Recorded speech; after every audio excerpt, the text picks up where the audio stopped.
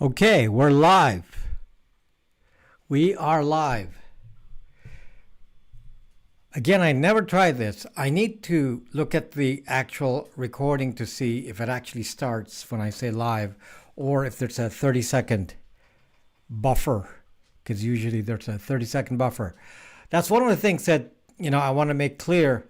When I'm looking at your comments, often it's 30 seconds behind from when I speak. So that's kind of an issue with YouTube. So there's a bit of a delay with YouTube. It's not like that on Periscope. On Periscope, it's more immediate. So welcome, folks. And if you like the video, as you watch it, you may want to hit that like button there. Thumbs up. So you don't forget. Hello, Marek, Alvin Monk, Dennis Choi, and Tyre Meyer. Hello, guys. There's a lot of you in here, so speak up. Don't be quiet here. Speak up. Iron Fist, Space Jew. Speak up, folks. This is supposed to be the interaction part of my channel. So we all need to be speaking up so I learn about each and every one of you. You're also welcome. Hello, Robert Six Killer. You're also welcome to join us on BraxMe, where you can actually talk to me directly. So a lot of you are like trying to contact me some other way. Unfortunately, I don't. Hello, AMG. Unfortunately, I don't really go to any other platform. So it's partly my own OPSEC. So that's partly what I'm trying to teach, is to kind of study what platforms you're in and then decide which ones you're going to be in. So, yes, Adam VV, Eagle Swords. Yes, we're going to talk about Wi-Fi scanning. Felix Culpa, the Zircon, GG. So, yes, we're going to be talking about Wi-Fi scanning and what does that have to do with anything. In fact, what does that have to do with my last video, which was pretty much suppressed? Hello, Wayne Woolsey. So 30 seconds is for the AI to scan the comments. You're awesome. Love your videos. Seen most. Thank you, Mr. Tommy Islands. Fake name. Okay, so I made a video, and apparently some people didn't like the video because I think the first reaction to it was a thumbs down. It bounced out. There's the usual number of thumbs up on it, but the video, it was about what they're planning as far as apps to do what is called contact tracing. I'm going to be very careful not to really talk about that, because the way the algorithm works, if it spots certain terms in the video, then they're going to demonetize this again. So, which is really not the point. I'm not really here to focus on the application of contact tracing, but we're going to be talking about what was used as technology for contact tracing and how it applies to each and every one of us now and in the future. Because contact tracing, which is kind of like proximity tracing, if you want to call it that, it's something that I've been talking about for a while. And it's a technology that I already said from even, when I started making YouTube videos a year ago. I was already talking about the fact that it's going to be used in ways that you may not realize. And here it is. It's here. So they found a application for it. So now proximity, and I'm just going to kind of confuse the AI here by using a different term. So we're going to just call it proximity tracking. So proximity tracking is one of the applications of this technology I'll be talking about. It's also related to what's on your phone, which is, of course, Wi-Fi scanning, Wi-Fi triangulation, Wi-Fi probes, Bluetooth probes. All of these are all related, and we're going to talk about them because people are confused. I referred to them in the last video, and people were confused, like which is which. What is Wi-Fi triangulation? What is Wi-Fi scanning? What is Bluetooth probes, Wi-Fi probes, and how do they relate to how they can be used? And that's what we're going to be talking about. So, hello, Mitchell, Valentino, Leroy. So, anyway, what is Wi-Fi scanning? So that's going to be our first question, and then we'll expand from that. But Wi-Fi scanning is really the mother of all of the scanning activities on your device. It actually starts with Wi-Fi scanning. Both Apple and Google do Wi-Fi scanning, and they introduced it on phones. Back in the day, they did not use Wi-Fi scanning. Buonasera, Galvano. Drac, hello, Drac. So back in the day, like in 2007, when they started to use something called Wi-Fi triangulation to spot your location, they did not use Wi-Fi scanning. Now, what exactly, see, now I introduce a new word again, Wi-Fi triangulation. So, let me start just giving you a little bit of that, and then we'll come back to Wi-Fi scanning. Back in the day, what they did was Google sent out those Google streetcars to drive around the U.S., starting with the U.S., and if you looked at old photos of those Google Street View cars, they not only had a camera at the top of the car with a 360-degree view, that same car had Wi-Fi sensors. And what it did was it drove around and then it looked for the signals of Wi-Fi routers. And why is this important? Because your Wi-Fi routers are actually emitting a probe, or not really a probe, it's more of an announcement. So every Wi-Fi router makes an announcement pretty much every few milliseconds. It's constant. And the Wi-Fi routers are announcing their SSID, which is, the Wi-Fi name, and the MAC address. Okay, so SSID, MAC address. So when you look at your phone, you're looking for Wi-Fi. You say, oh, there's that Wi-Fi. That's the SSID. And then in order to make a match with a specific device, it needs a unique identifier. The unique identifier of a Wi-Fi router is called the MAC address, Media Access Control Address. So all network devices have a MAC address. Even radio devices have MAC addresses because we use it for the internet.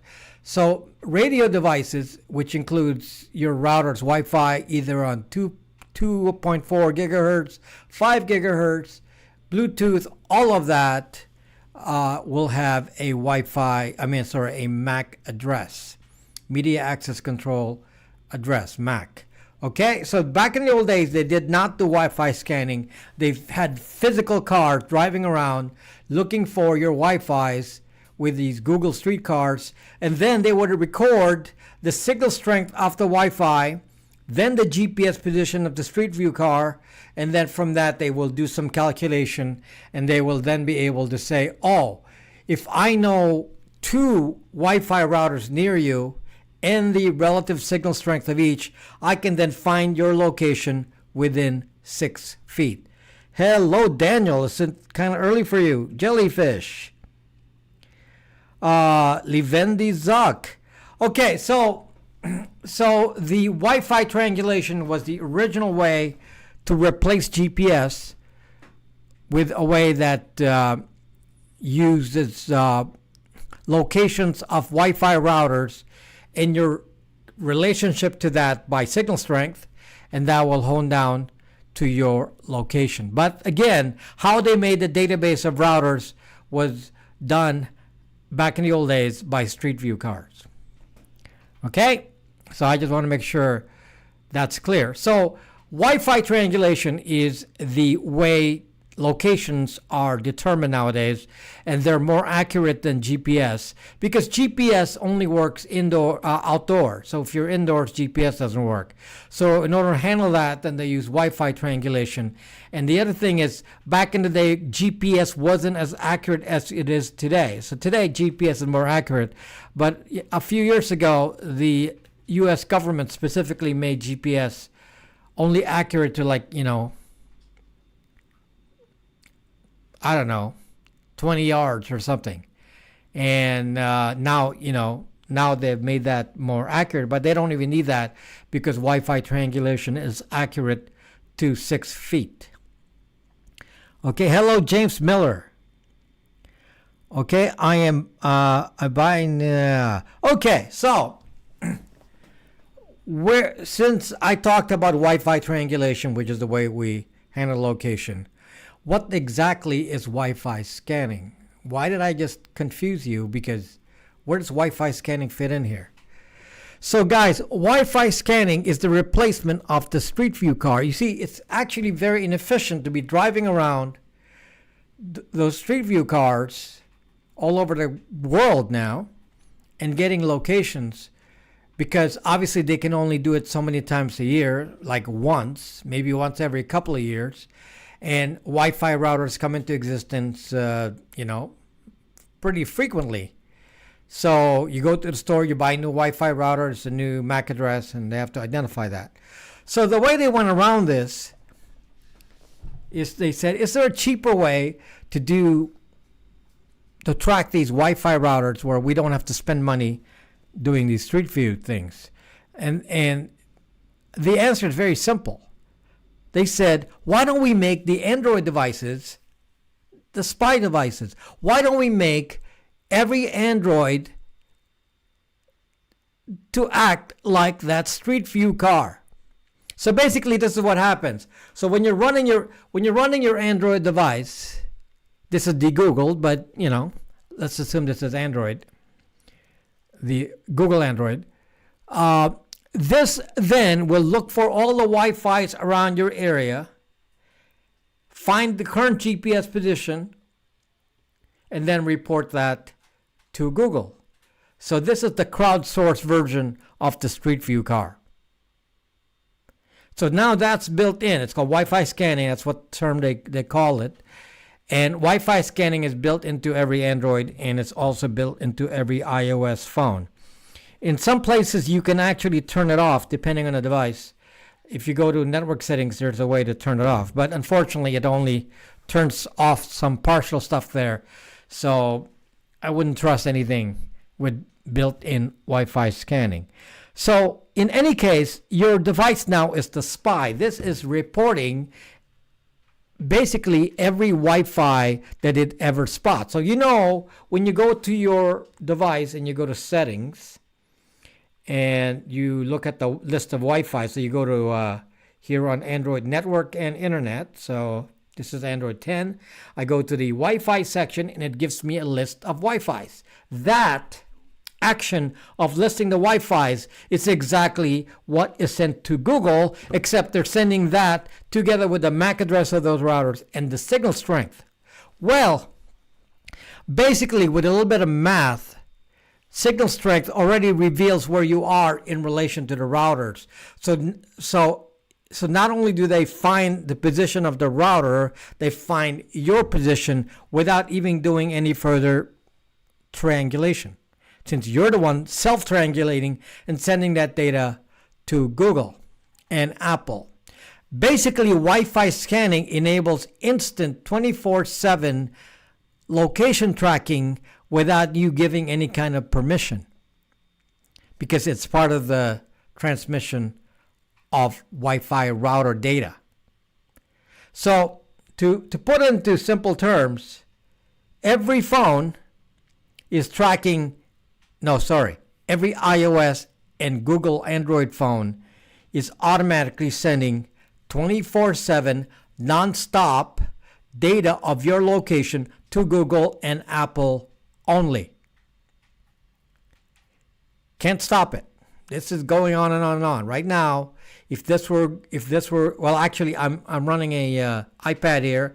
This iPad in front of me is sending Wi-Fi scanning data. This is not, because this is de-Googled. It doesn't have Wi-Fi scanning on it. No Wi-Fi scanning code in this. So this is not doing it. But the iPad in front of me is. That's why this never leaves the house. They already know where I am anyway. So this doesn't leave anywhere. I don't take any more iOS devices out.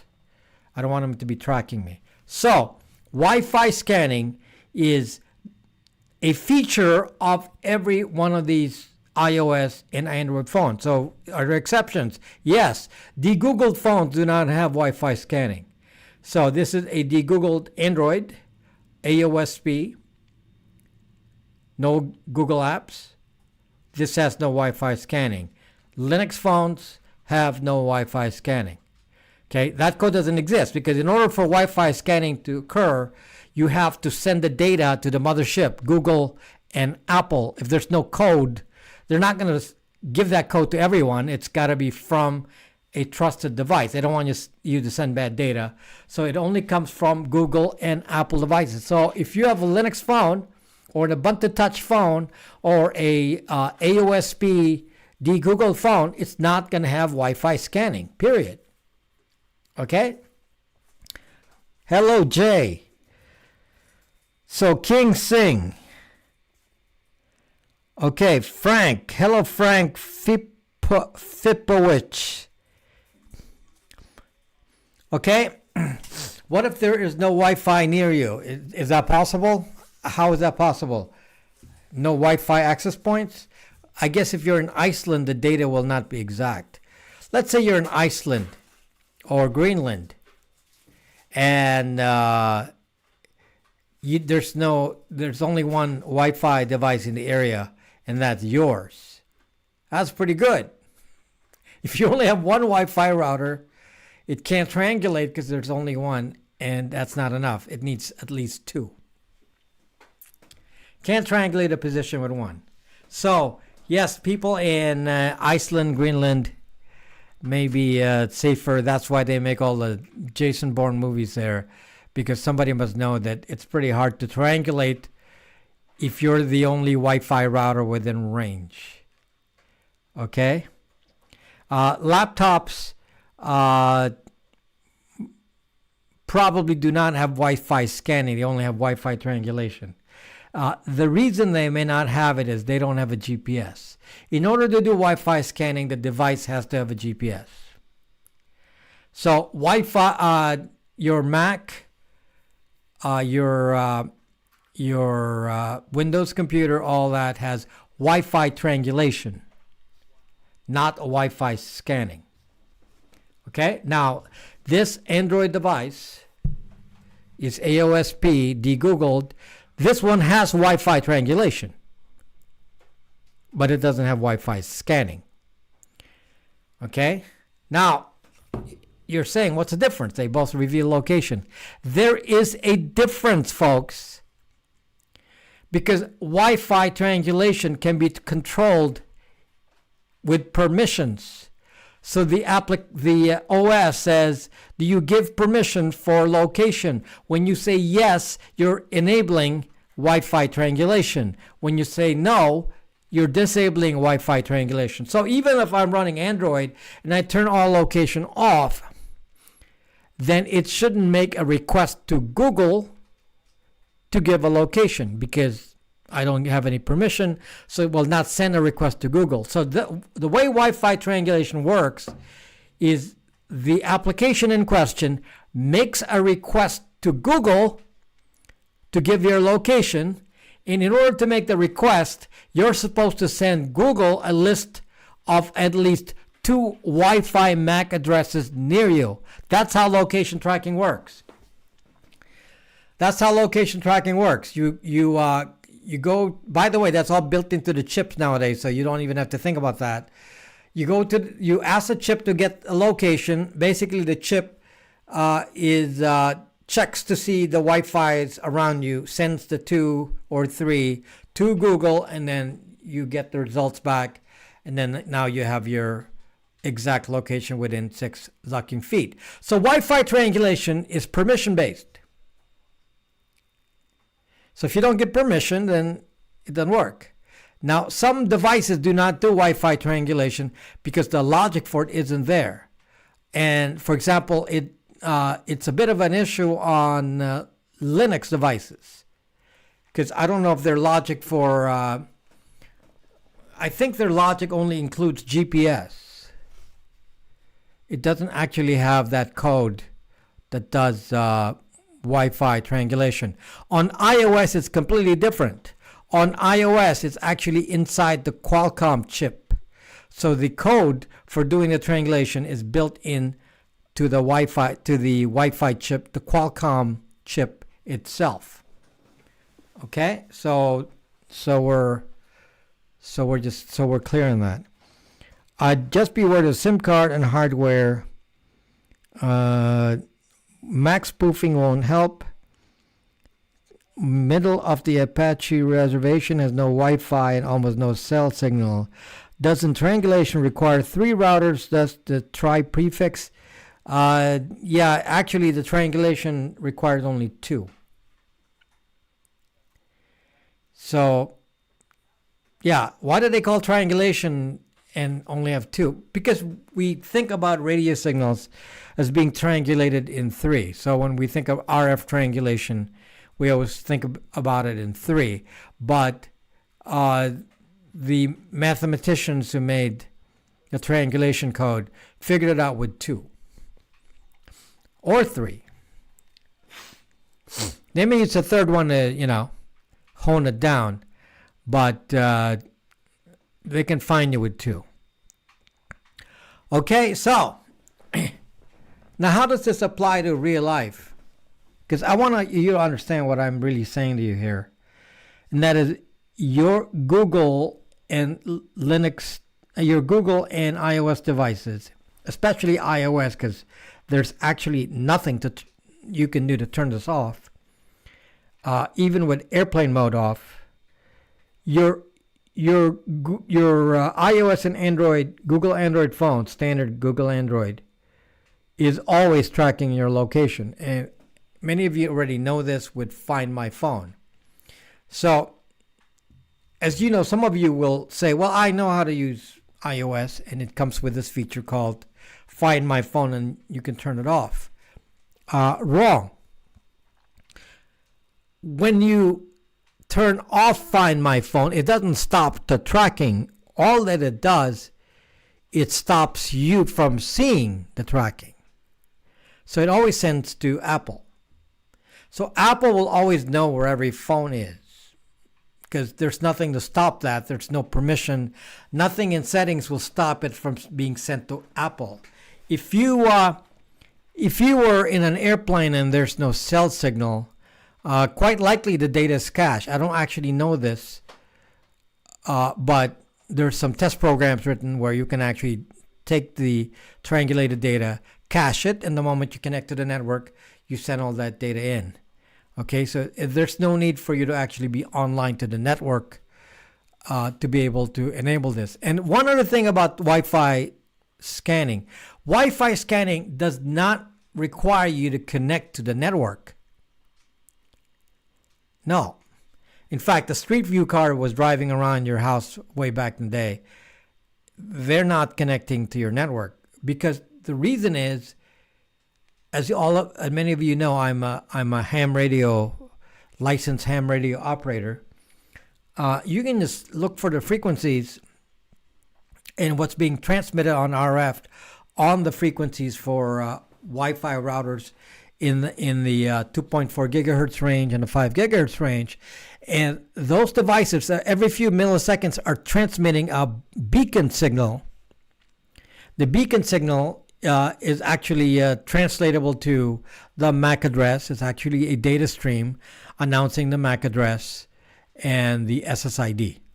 So that's what the stream is. And this is actually something that you can see in the TCP/IP stack if you have Wireshark. So you can actually see this. Okay? China violates with iOS and Android 2 routers, and you're the third point. BlackBerry GNU. Okay, so just think about what this all concludes to. The Wi-Fi scanning means that this device knows your location at all times. So presumably Apple knows every iOS device, and then Google knows every Android device. Now, how does this relate to social distancing? As you know, they said they're all building these apps about social distancing.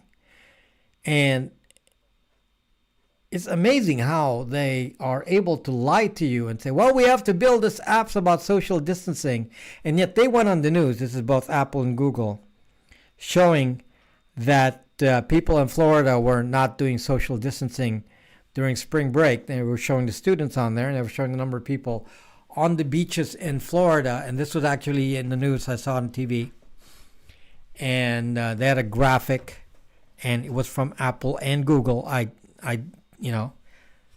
didn't get to look at the graphic closely enough, but they acknowledged that, yes, we can see everyone's locations. And it showed that everyone was not doing social distancing. So why the zuck do they need any kind of special app to do social distancing when they already know that information? Someone actually made a statement to me, and I would imagine that many people were thinking this, that by being negative about contact tracing apps, that in some way I'm not being concerned about deaths resulting from infection.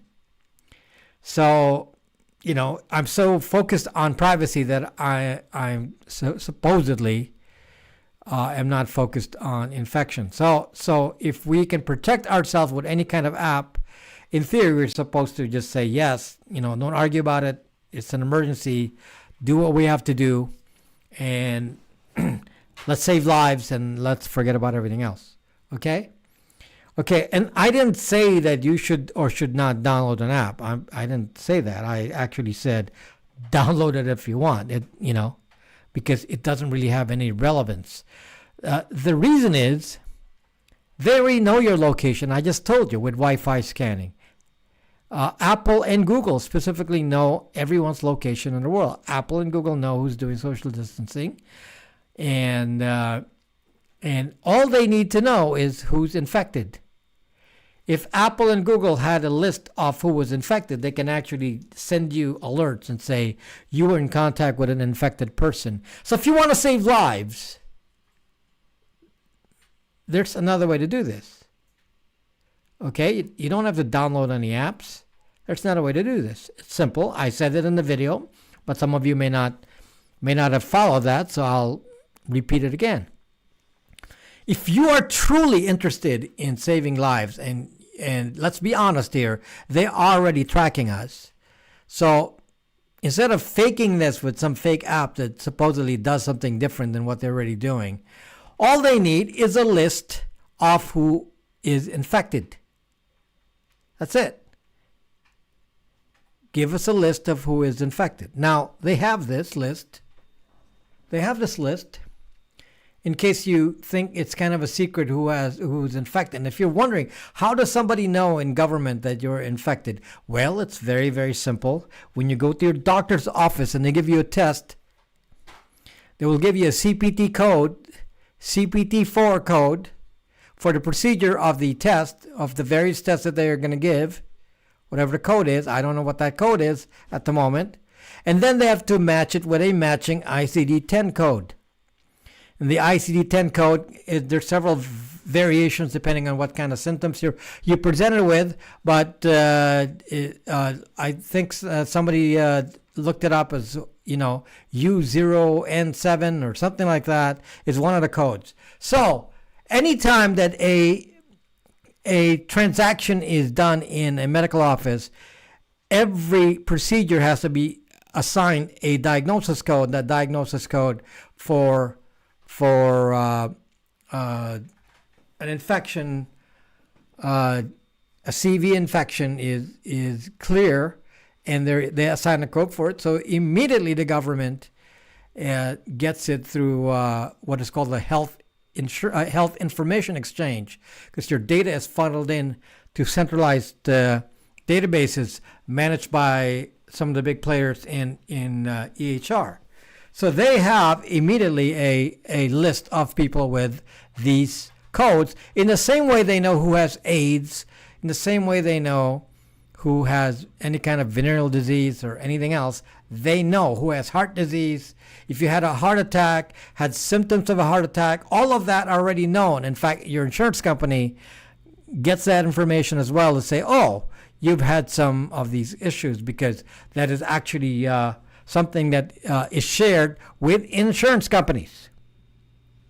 Okay, so by the same token here, if you go to the doctor, they have a list. Now, so it wouldn't be a big deal here if it weren't for some law stopping them from doing this.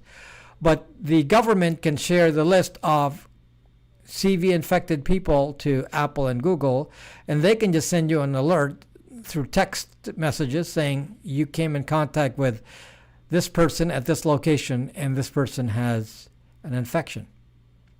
They can do this now.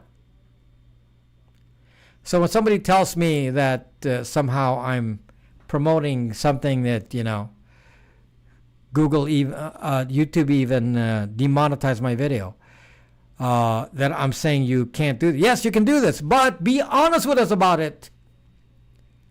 Be honest with us about it, because you're not really doing this saying that you're going to come up with some app and with some secret code that is going to be private and somehow it's going to be any different than what we're talking about here, just to fake you out so you don't even think about the fact that they're already doing Wi-Fi scanning. This is not a secret. Wi-Fi scanning is not a secret. Everyone in, cybersecurity knows this. It's just that we're being faked out. Now, one of the applications of proximity tracking is, in fact, for contact tracing. But there are many other uses for this, and this is why tonight we're going to focus on everything else that your phone can do and why it's very scary. And the fact that you don't even realize it, that your phones can actually track you in so many ways. And any phone, including this, even though this is de-Googled, could theoretically be used against me if you don't understand how it works. So there is a HIPAA compliant Zoom. Does that mean anything for privacy? What does that mean to me? So,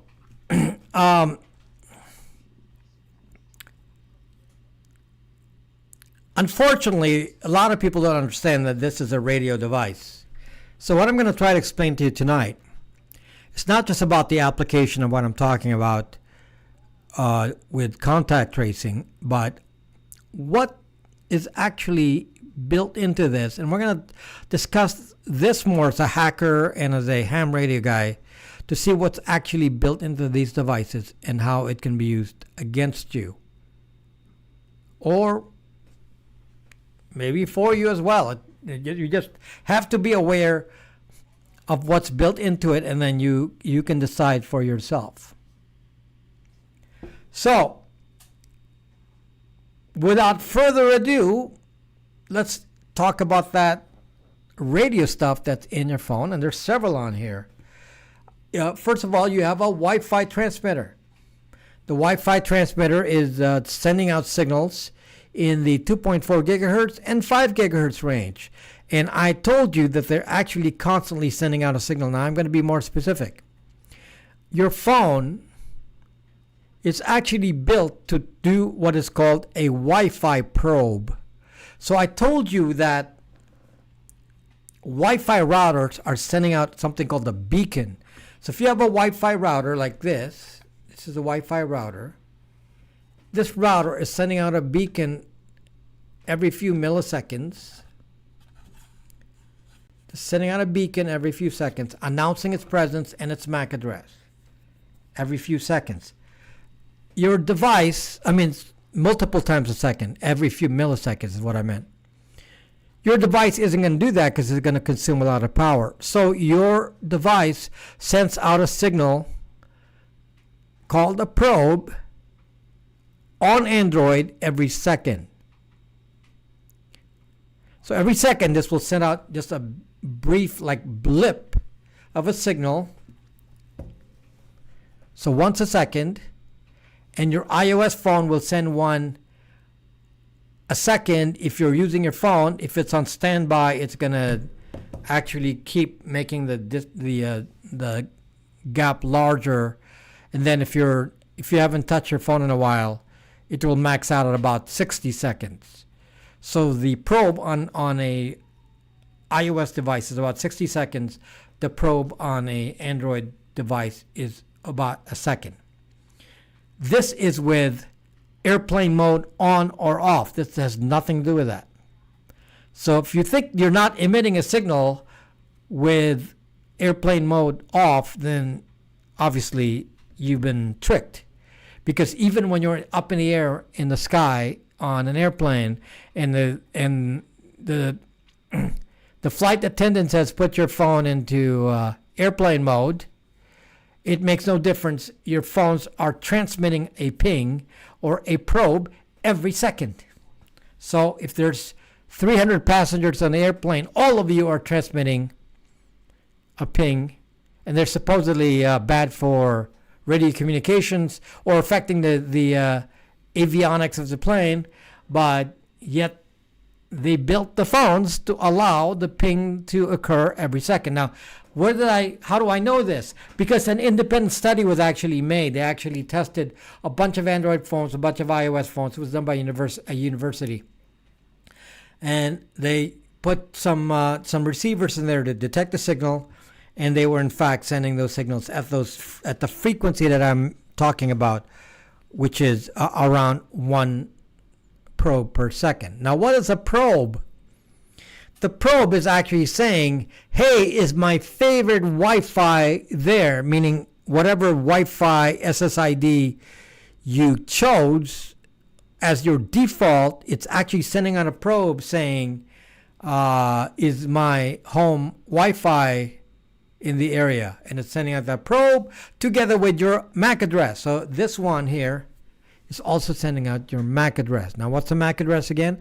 The MAC address is the unique identity of this phone. Okay, since every device has a unique MAC address.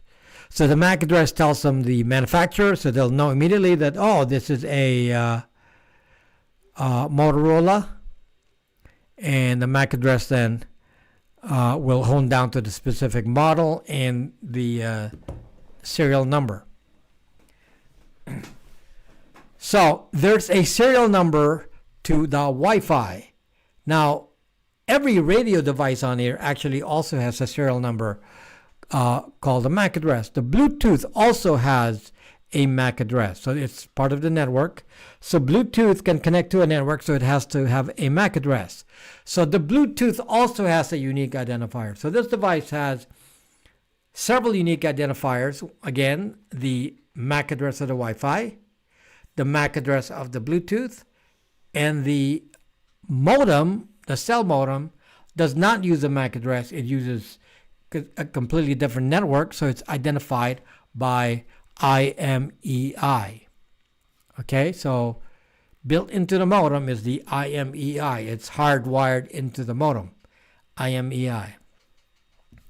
Okay, so 3 identities on here.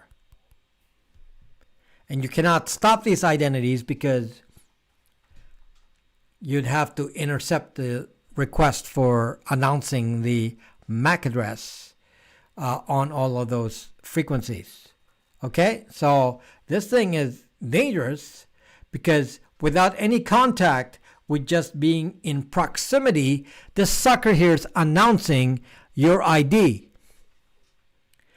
So kind of something similar is an RFID. You know, have you heard about RFID and how they're putting RFID in driver's licenses and passports? So with an RFID, even a passive RFID, just like when you're going through a cashier at a Walmart and you bring a product to the cashier to pay for it, it has an RFID on it. So if you steal it, you walk out the door, the RFID will cause an alarm. So that's a unique identifier to a product you buy at the store. Well, this one has multiple. The Wi-Fi is announcing your MAC address within what? 40 feet? 40 feet. And that's with a regular, Wi-Fi. If you're up in open air, it'll probably be further.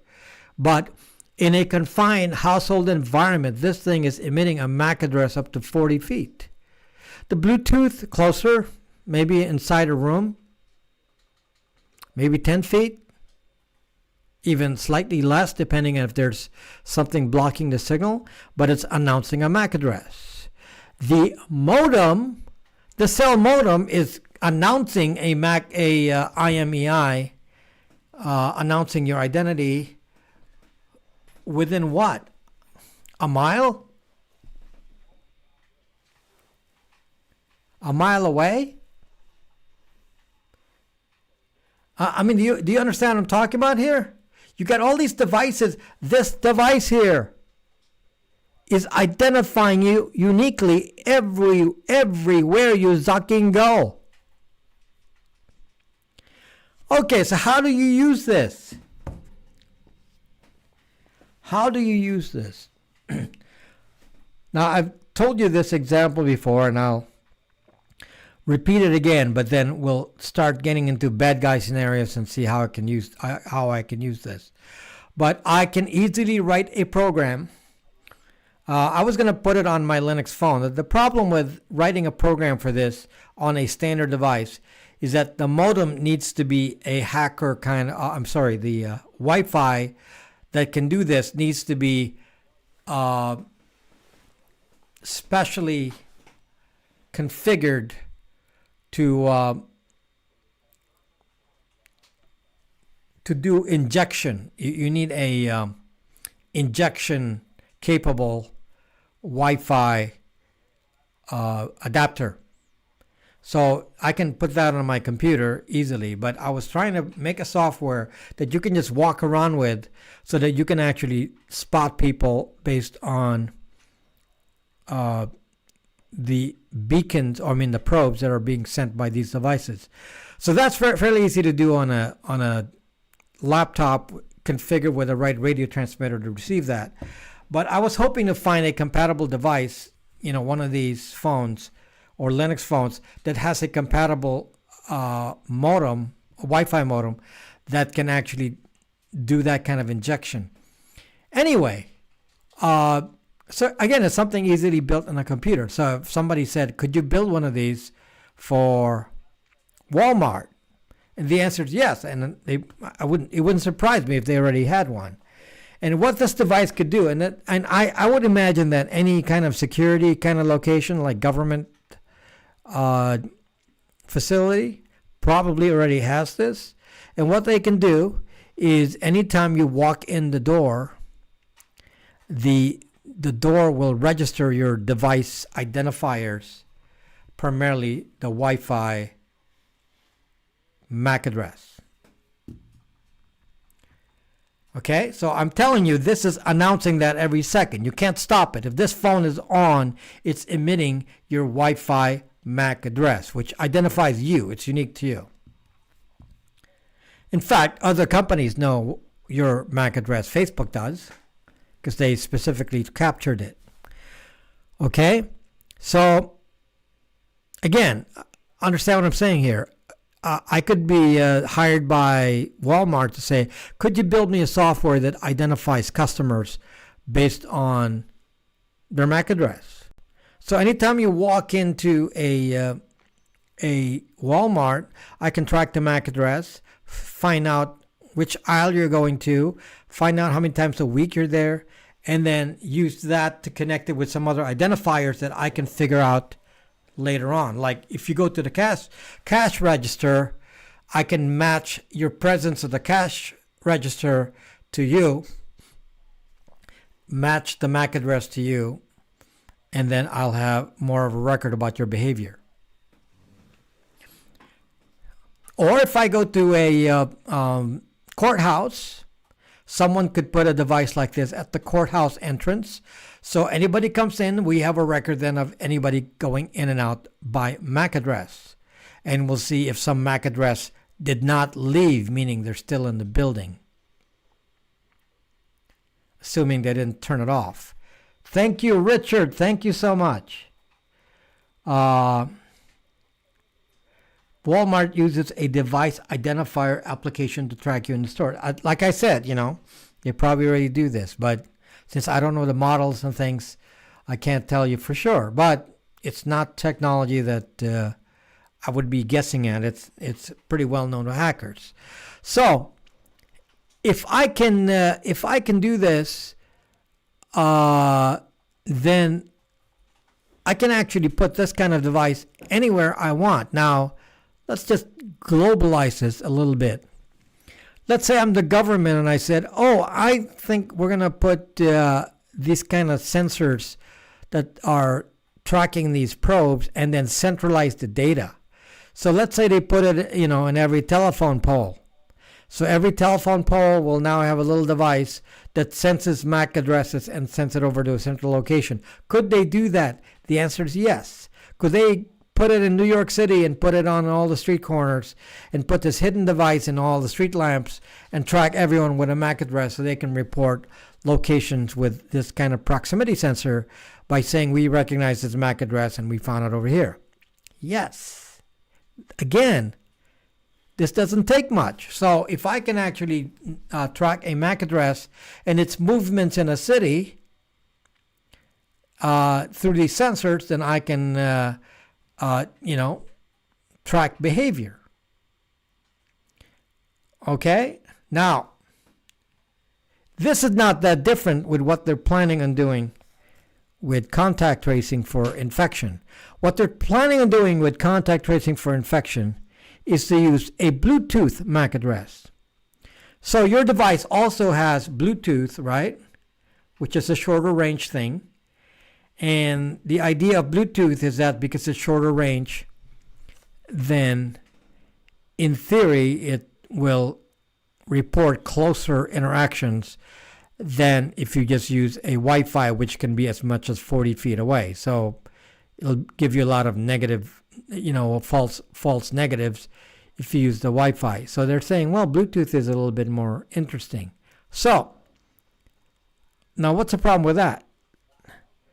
Well, the problem is that Bluetooth, by default, at the moment, the way the current OSs deal with Bluetooth, Bluetooth is not on by default. In fact, you often have to press a button to turn on the Bluetooth, and this is kind of a power-saving thing. So Bluetooth is off by default before it starts announcing things. So I think the base station is the one that has to announce, but the listener or the client will react only if it senses that the base station is announcing its presence. So your device may not be sending out a transmission, may be receiving, it may not be sending out a transmission until it receives one from a base. Okay, so this is why they need an app for contact tracing, because contact tracing will turn on the Bluetooth because your Bluetooth is off. So what will happen in order for contact tracing to occur is that the Bluetooth probe will have to be enabled so that the Bluetooth will be sending out the same kind of ping that your Wi-Fi is sending out. Okay, so it has to do the same thing, sending out that ping. Now, if your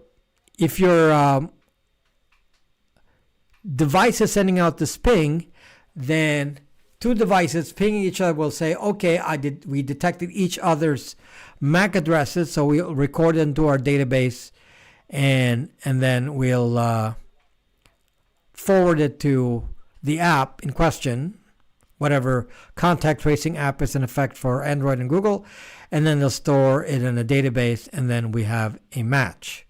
Okay? So, let me explain some of the lies I've heard on some of this, because some people are, if you're not an expert on the technology, it's so easy to fake you. So one of the things that they will fake you and say and tell you is that, well, we don't store the MAC addresses, since a MAC address is a unique serial number. We don't store that. We identified, two parties identified each other to be unique, and so they store some reference that the two of us met. I mean, this is false, because obviously, in order for you to have a unique identifier, the unique identifier in Bluetooth is only the MAC address. It doesn't emit any other thing in the probe. The probe for Bluetooth says, this is my MAC address. So whether you like it or not, the MAC address is part of the transaction. Now, what can they collect? Again, it doesn't matter if they say, well, we're going to take that MAC address and mangle it so that it's not connected to the original one. And yes, that is called hashing. You can hash the MAC address, so you can mangle it so it doesn't look like the original. It's still based on MAC address. It's still based on it. Now, the part that they don't talk about, which is what I was trying to explain in my video, is that simultaneously to this Bluetooth exchange, the location information has also been exchanged, meaning an intersection of location within 6 feet has already been tracked by Wi-Fi scanning. It has to have occurred.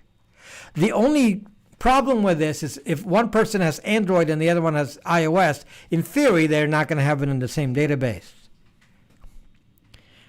But if Google and Apple share that, yes, we will know everyone in existence because we know everyone's location. So half of your locations are on Apple, half are on Android,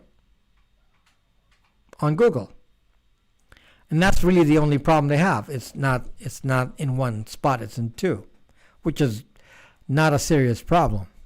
So in theory, if they have a timestamp, that's all they need, a timestamp, and your identity, which they have by Google ID, Apple ID, they can already confirm that, yes, at this timestamp, the following people intersected.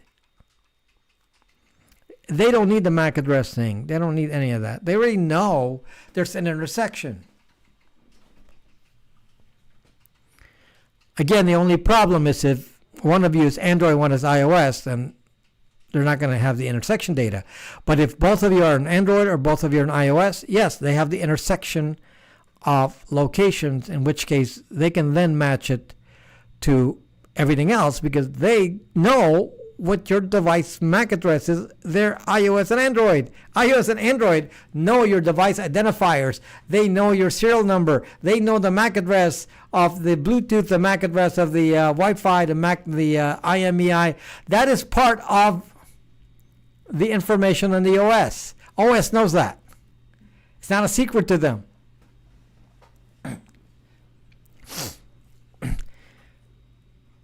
Thank you, King Jofi. Thank you so much. Thank you.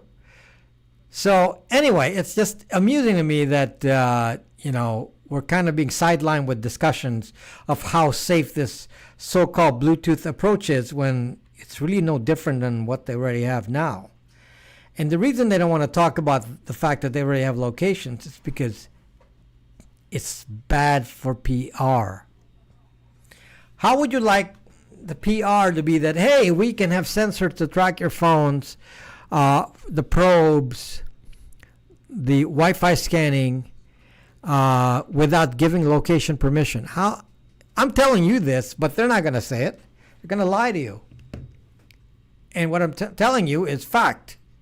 This is not, I'm not telling you something that's going to be classified as fake news. This is accurate science. Okay? Wi-Fi scanning is not a mystery. You can go to Wikipedia and go search for Wi-Fi triangulation and all this. This is standard. They even have formulas for how to do the triangulation. If you want to know about how they do all the tracking in the Wi-Fi scanning, there's actually a Google API that shows you how you have to send a MAC address to Google. If you wanted to see how your device is emitting a MAC address on the RF frequency range, talk to any hacker who can look at that layer of the TCP/IP stack on Wireshark using any kind of a radio receiver.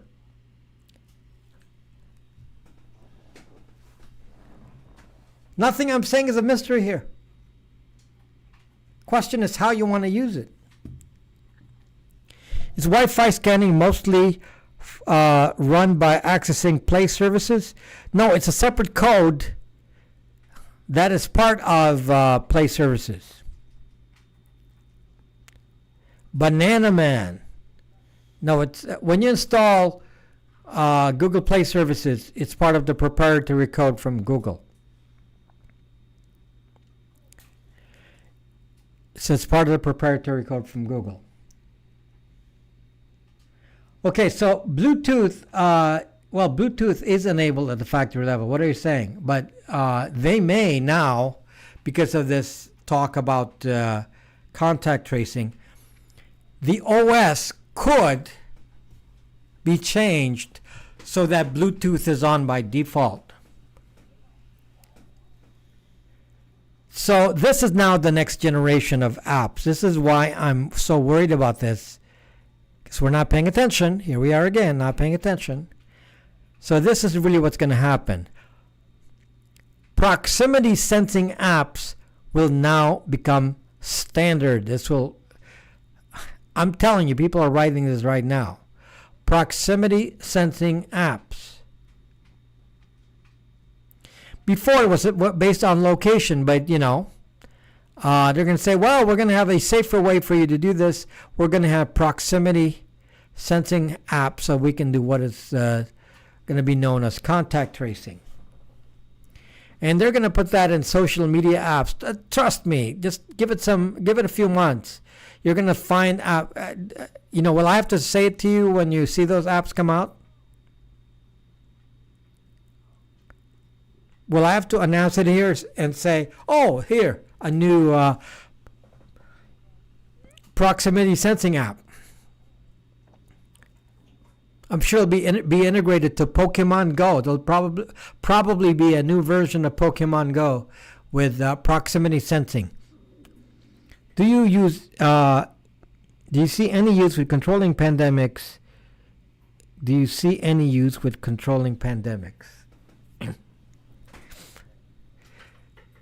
So anyway, this is something that is coming, and it's going to be used for many, many things, and it will be justified by pandemics. Okay, so you will always leave your Bluetooth on because somebody will say, well, we need to save lives, so we need to do this constant announcement by radio of your presence so that you're absolutely chipped. Okay? So, so you're going to be doing that, and somebody will say, well, it's an emergency right now, so we need to do this. It's an emergency. Yeah, watch this, guys. Just watch this. I'm going to tell you right now. It'll be a constant emergency, just like the Patriot Act, which Kelp loves. It'll be constant emergency. This is not going to be a 2020 event. You will be dealing with proximity sensing, contact tracing, and all that from here on. This will be part of your life, and it will be part of the sensing of your locations and who you're in contact with, through your devices. And most of you will say, well, it's here to save lives. Yeah, trust me, they'll justify that you need to leave that on 24/7 because we always need to save lives. So, by the same token, this is Kelp again. This is Kelp's logic, and he will repeat this. Patriot Act. So the logic of the Patriot Act is we got attacked by a terrorist, therefore we need to be ready, and the way to be ready is to treat each person around you as a potential terrorist, and for that we need mass surveillance. So mass surveillance will now is being used currently to justify a constant tracking of every individual so that we don't need any kind of freedoms related to the Fourth Amendment and things that relate to innocent till proven guilty kind of thing. It's actually opposite. Guilty till proven innocent. So that's the idea of mass surveillance. Guilty till proven innocent. So it's the same thing here is going to apply now with this technology.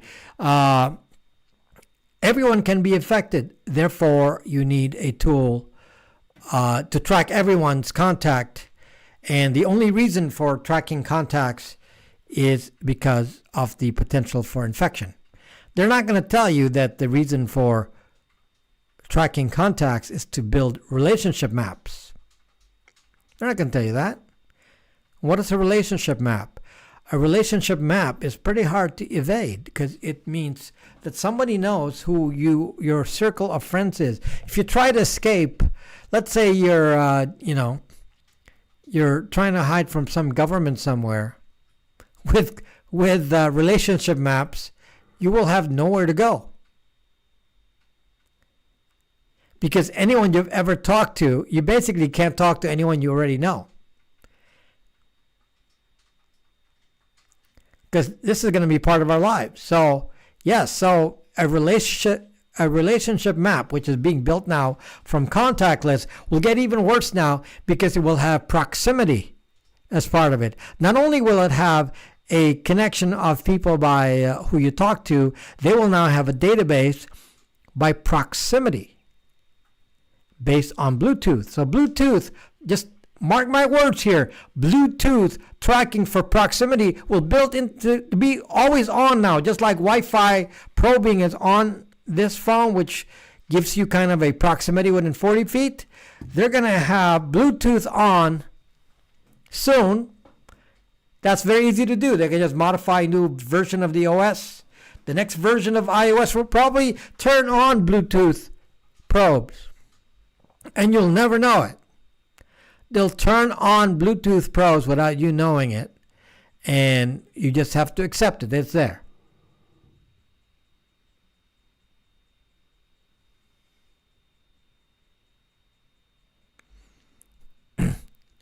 So, yeah, it's...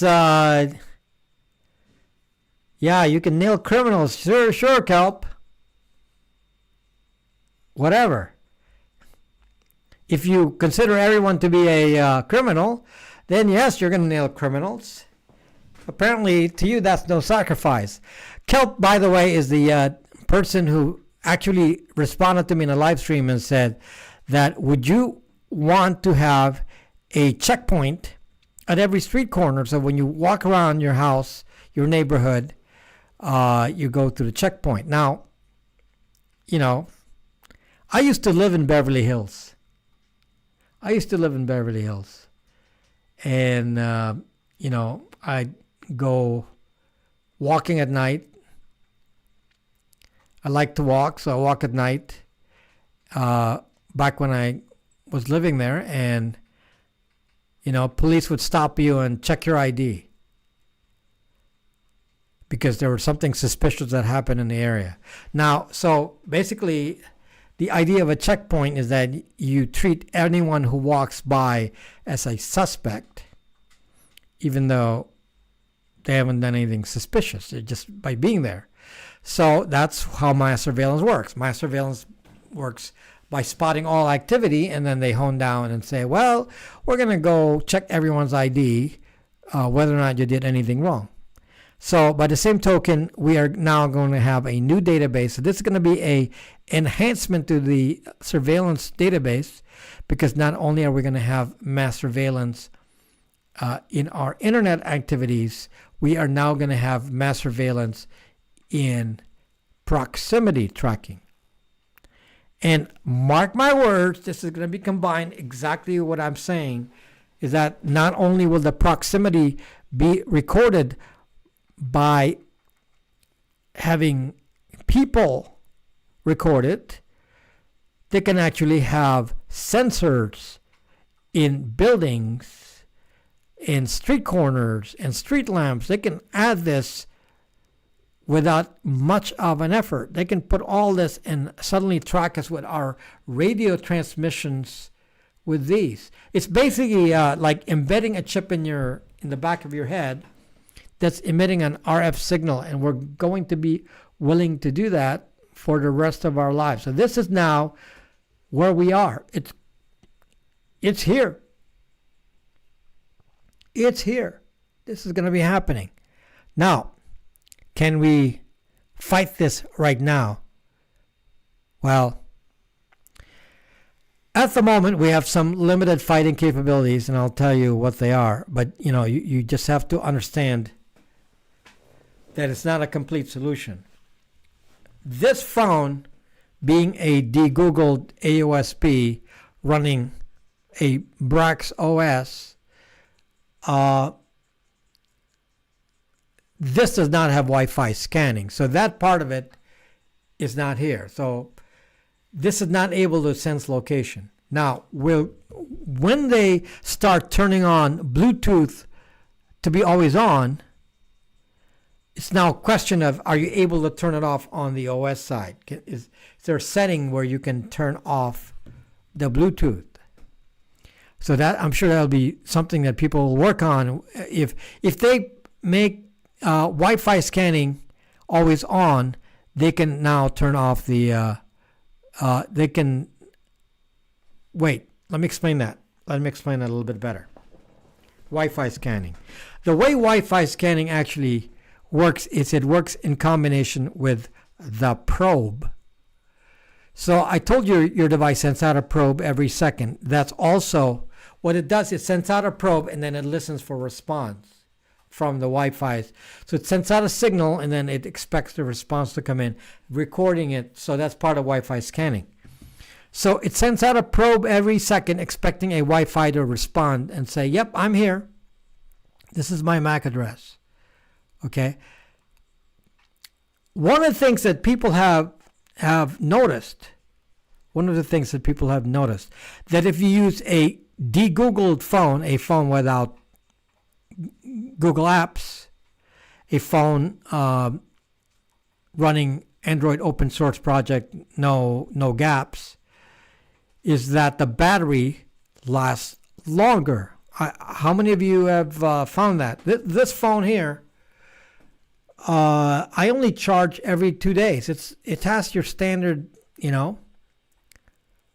3,000 amp battery. There's nothing exceptional about the battery, but I don't charge, and I use it, fairly heavily, and I don't have to charge this more than once every 2 days. And the reason the battery is lasting longer is because the Wi-Fi scanning is not active. Because that transmission every second takes a battery. So now you can see that probably is half the battery life. It's just the Wi-Fi scanning sending that probe out. Now they're going to turn on Bluetooth, so Bluetooth is going to be sending out that probe as well. Get older, fix, get computer. Are you phones rooted? No. Are your phones rooted to be able to spoof? No, it's built. Spoofing is built in. Spoofing is compiled in on the G7. Like my sat radio, but there's a cost to it. You like your sat radio, but there's a cost to it. Your sat radio is no more secure, but at least only the company, your sat company, is tracking you, not Google and Apple. Yes. Using Graphene OS, my battery lasts insanely longer. Yes. So isn't that funny? So if you're running a de-Googled phone, you can just see how much activity is being spent to this Wi-Fi scan. Every second. Now iOS does a little bit different thing.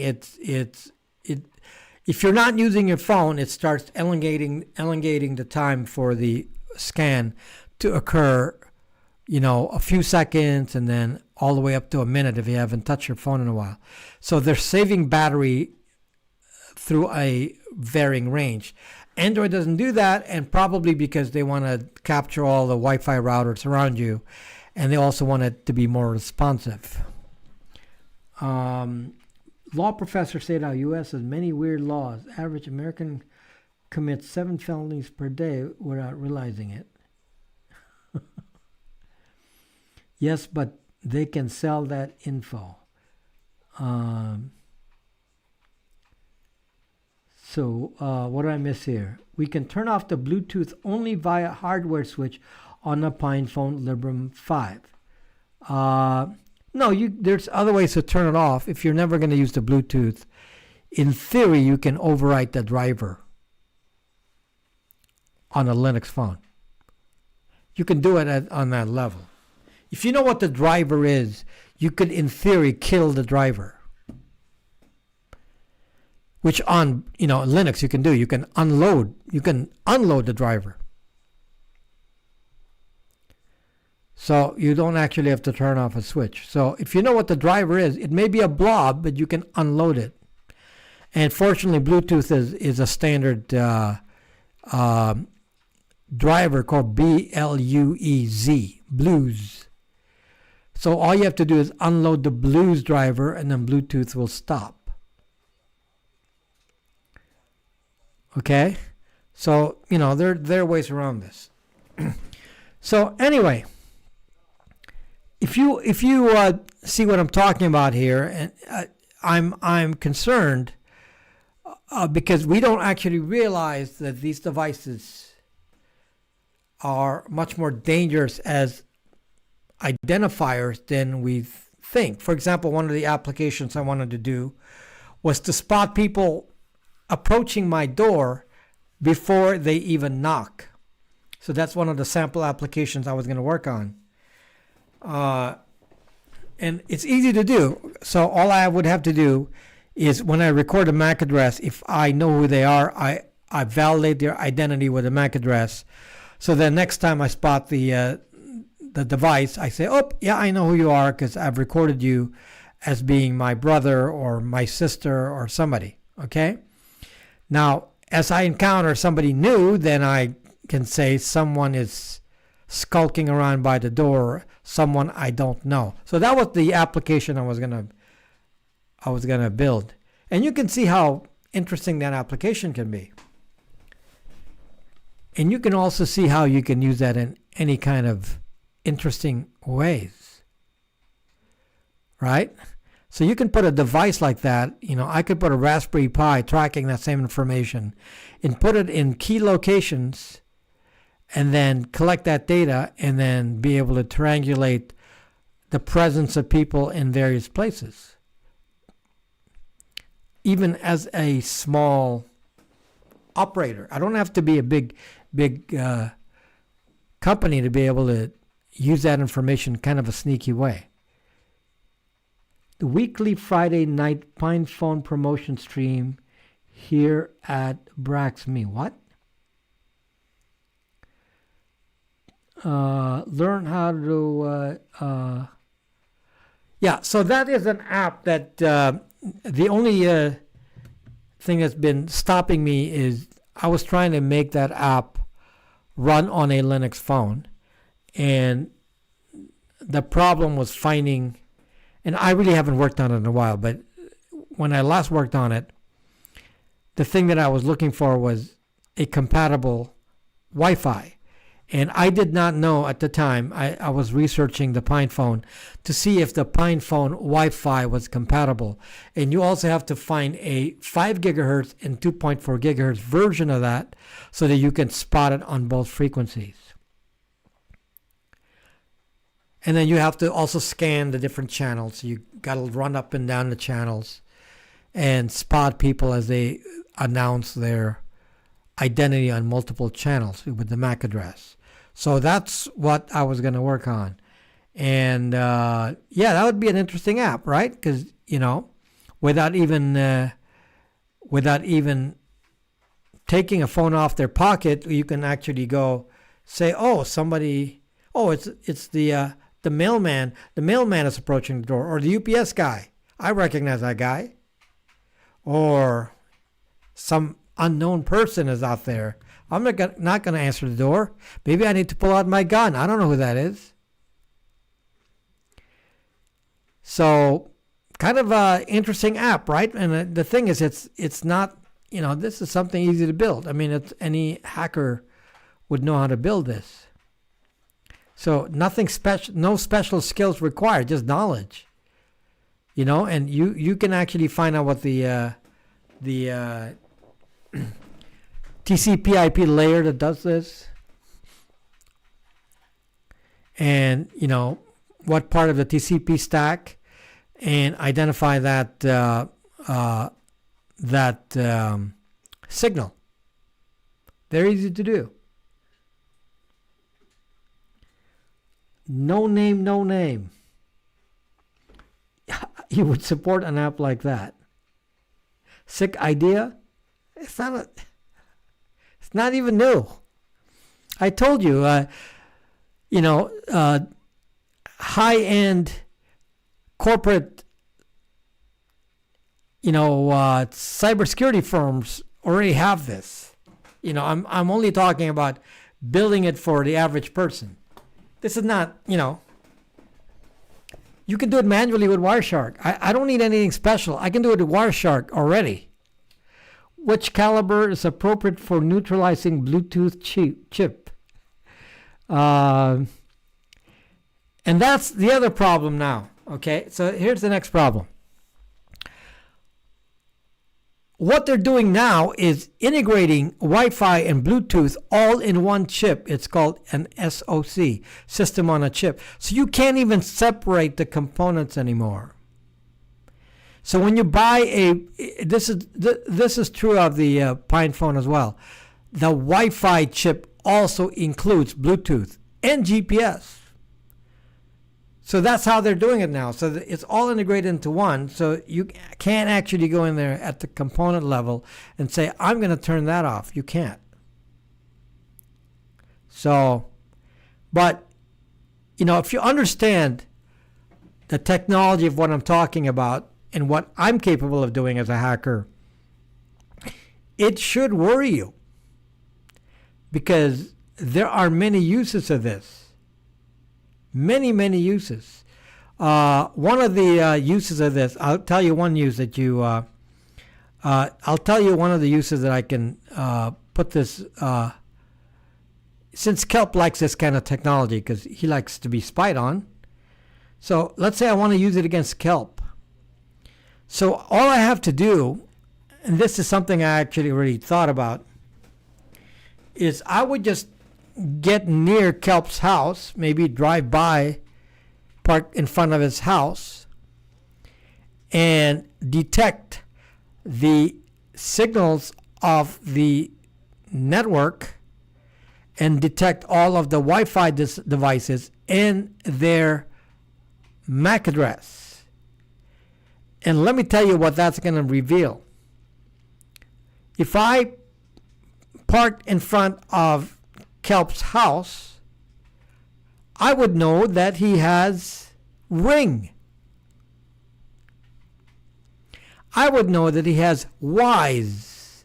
I would know if he has some of these Wi-Fi based security systems and Wi-Fi based IoT, Internet of Things devices in his house, which will then enable me to design an approach to rob him.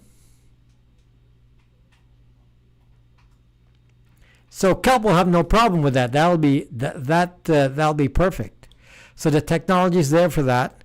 So yes, I can build not only can I build an app that can sense someone else, like a third party with a phone, I can actually do I already do this. My app already does this. I actually can already sense all the devices in your house, and I'll see that you have a Ring. And then this is the other thing that I did on my app,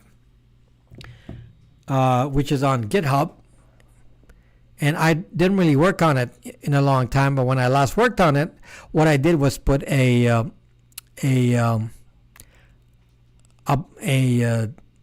blocker, so it can actually shut down the device.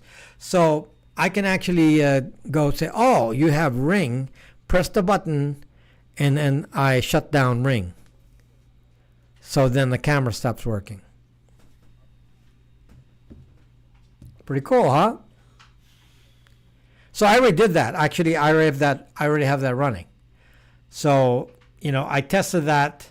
I spotted a device on the network, and I just, demonstrated by saying, "Okay, there's your device on the network. Hit the button, and zuck up your device." Then it locks up. The device locks up.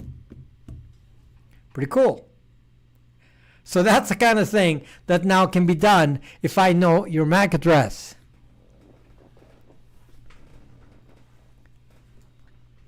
I would support you for this app.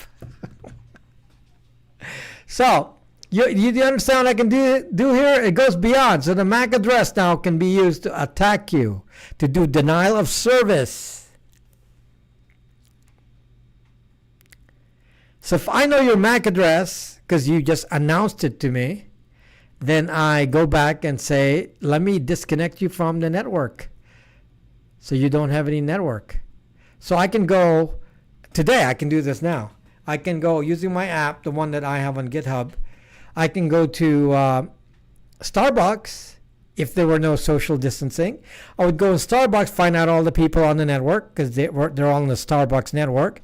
So then I'll see them all and say, let me look at this one here. And then, wham. Watch their faces as they lose the connection.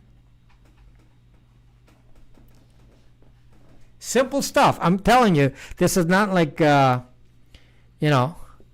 this is a minor thing for me. This is not even going to stretch my talents here. It takes a few days to do.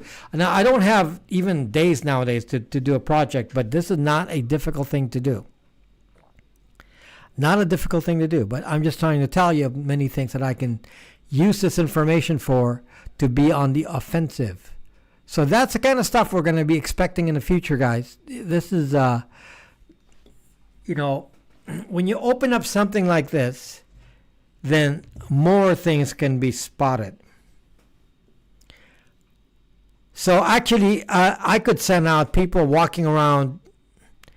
I could send out a team of people to walk around the city and track everyone's movements just by having those people drive around just like a Google streetcar, tracking the same information that I already just told you.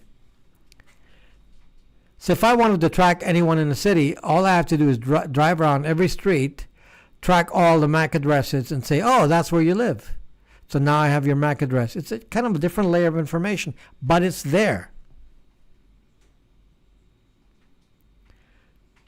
Does BlackBerry 9900 still have Bluetooth concerns if Bluetooth is turned off in native OS? Well, no one can update Bluetooth on the 9900, so it's going to be what it is. Okay, so currently Bluetooth is off. You have to turn it on manually. Someone will have to make a new OS version that will make it ping automatically instead of the standard off mode. So the Wi-Fi is what you cannot turn off. Wi-Fi you cannot turn off. So how do you turn off Wi-Fi from this kind of scanning that I'm talking about? Actually, there is no way. So the only way is to turn off your phone or put it in a Faraday bag. So yeah, you're gonna have to think about a Faraday bag here. Can iPhone or Android be tracked through Wi-Fi triangulation or GPS if Wi-Fi is turned off and no SIM card in it? These are such unconnected points, King saying. So let me just make this clear. The tracking of the modem is done by the SIM card together with a modem. So that has nothing to do with Wi-Fi triangulation. That has something to do with carrier tracking. So if you remove the SIM card, the carrier stops tracking you actively. Okay, so if a phone does not have a SIM card, your phone does not get tracked actively, since it's your phone that has to report in. The way that it works in the cell network is that your phone has to make a request saying, "Can I join your network?" Without the SIM card, you are not sending out a request to join the network. So nobody's actively tracking you. However, if you press 911, your phone will then seek out that nearby tower, and it will actually say, special case, I don't have a SIM card, but I need to talk to somebody. Will you let me in to your network? That's 911. And then they will connect you directly to 911, and that's a special application. So forget Wi-Fi triangulation, has nothing to do with it. A SIM card stops carrier tracking. No SIM card means no carrier tracking. So yes, if you have a phone, you only use Wi-Fi on it, use it only with voice over IP, it will not have carrier tracking. So it's not a bad idea to have multiple phones and some without a SIM card. Wi-Fi triangulation is different from Wi-Fi scanning. As I said, if you have the Google phone or Linux phone, there is no Wi-Fi scanning. So your location is not on unless you allow it in the permissions. So Wi-Fi triangulation is based on permissions. So it's very easy. Turn off location permissions. And if it's a Linux phone or the Google phone, then you're good.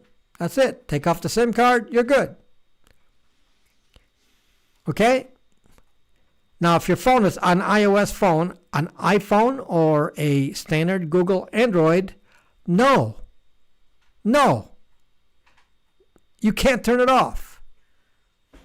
Apple and Google always knows where the phone is. Solution? Never have an iOS and standard Google phone. It's very simple. Okay? So start migrating away. I sell these phones, the Google phones, and if they don't have Wi-Fi scanning, then everything that you turn on by location is only when you turn it on. Otherwise, no location tracking. If you remove the SIM card, it's even more secure because you know nothing's going to happen. Can they still do Wi-Fi probes? Yes. Can they still do Bluetooth probes if you turn it on? Assuming they can turn it on, yes, but most cases it's not. So Wi-Fi probes is the only issue. And Wi-Fi probes will stop only with the power being off. This is so much different than telephones. This is all consuming surveillance. No pocket of life left untouched.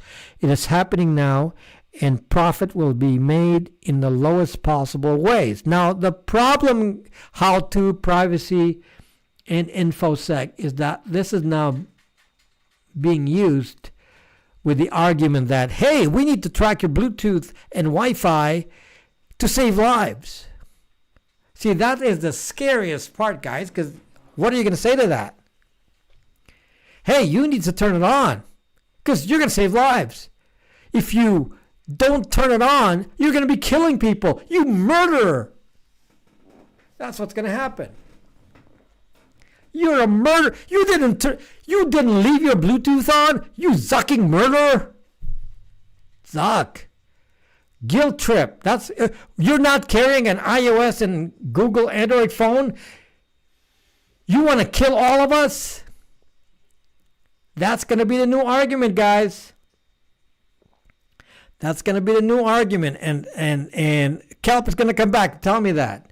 But we need to save lives, so we need to be tracked. We need to have this proximity tracking all the time because we're going to need to save lives. And since there's going to be an infection every zucking year, this thing isn't going to disappear, then we are so zucked now because now I just heard these people, especially the ones who left comments on my YouTube saying, well, if it's going to save lives, zuck. We're done. We're done. That's the only explanation they need. Save lives. So if you're not supporting Apple and Google, you're not saving lives. How do I, what's our defense against this?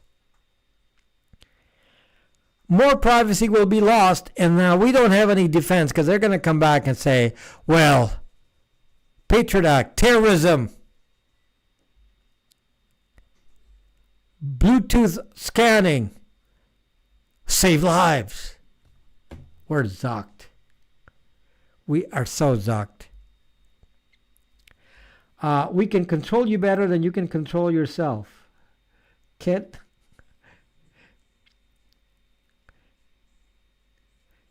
If you use Oxygen OS AOSP, you don't have to install GAP.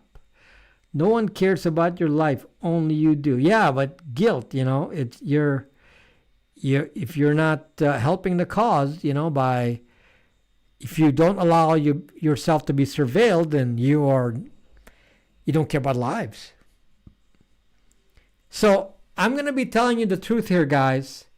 Many people, I am sure, unsubscribed to me because of this argument. I was watching my numbers drop, like big numbers, like suddenly my subscriber count will drop -10.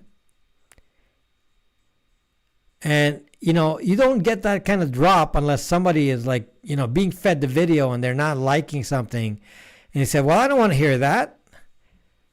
So I'm telling you right now that I lost a lot of subscribers because I'm telling you the truth that, this kind of stuff can be used against us. Even though I didn't say in the video that you should or shouldn't download. And I want to make sure that my argument is clear here. If you want to download a contact tracing app for Android, Google Android, and iOS, I don't care. The reason is there's nothing new that they don't already have. They already have your information. So it's not the fact that they're doing contact tracing that's the issue.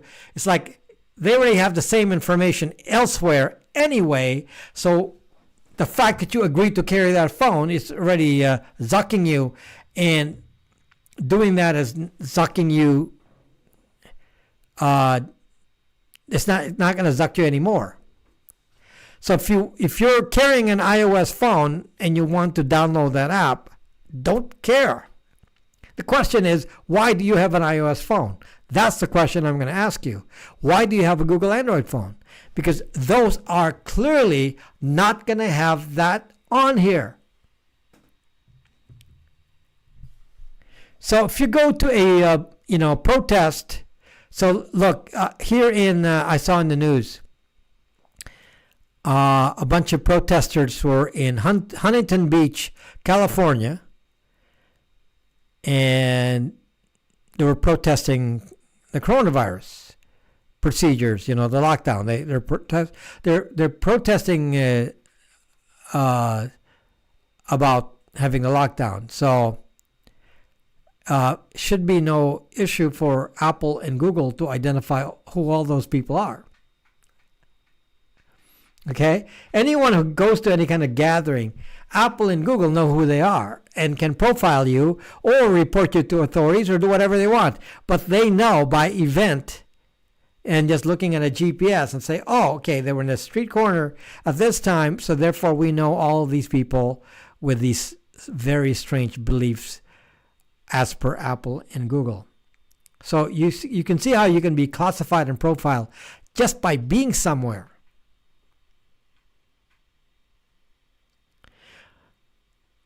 By the way, Kelp, I don't know, do you know that I'm on Library, Kelp, LBRY? So I'm on Library, and the last I looked, I was ranked at 116. So I'm in the top 116 creators on Library. Okay, and I just looked and I found out that number 100. So very soon, in fact, he only has a few subscribers ahead of me. I'm pretty close to him. I think we may be certainly less than 100 subscribers apart. So very soon I will catch up with Alex Jones on Library. Just side note. Every one of us is carrying a Google or Apple device. Hold on. Interdimensional.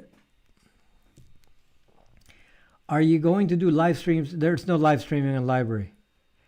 Don't buy phones without headphone jacks so you're not enticed to worry about Bluetooth setup. Well, they're going to turn on Bluetooth regardless. James Miller, necessity is a plea for... Why did they block that? So, yeah, I'm ranked at number 116. So I have over 1,500 followers on Library. So that's pretty cool because I've only been there a month. Any preference on SIM card providers? Yeah, please use my referral for Ting.com. Contact me for referral so I can get a referral. You can use my referral code. If you're very kind enough to use Ting.com, and I'll tell you why Ting. And they give me you don't pay any more, but they give me a nice. Basically, they pay for the phone bill for the next month. So anyway, contact me for the Ting.com referral. Why Ting? The reason is if you use like Net10 and all these other ones, they charge you about $30 a month for a phone.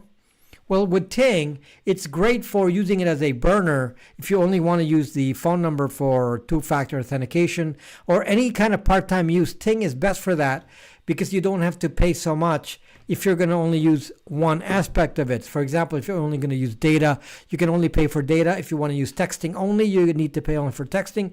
If you want to do voice, you can only do voice. You only need to pay for voice. So you can actually partition the payment, the cost, depending on what you're going to be using it for. So it's great for two-factor authentication and any kind of temporary use like that. So when I'm doing my phone testing on a Pine phone, I use a SIM card from Ting. I have like a stack of Ting cards. Pine phone should be shipping in May.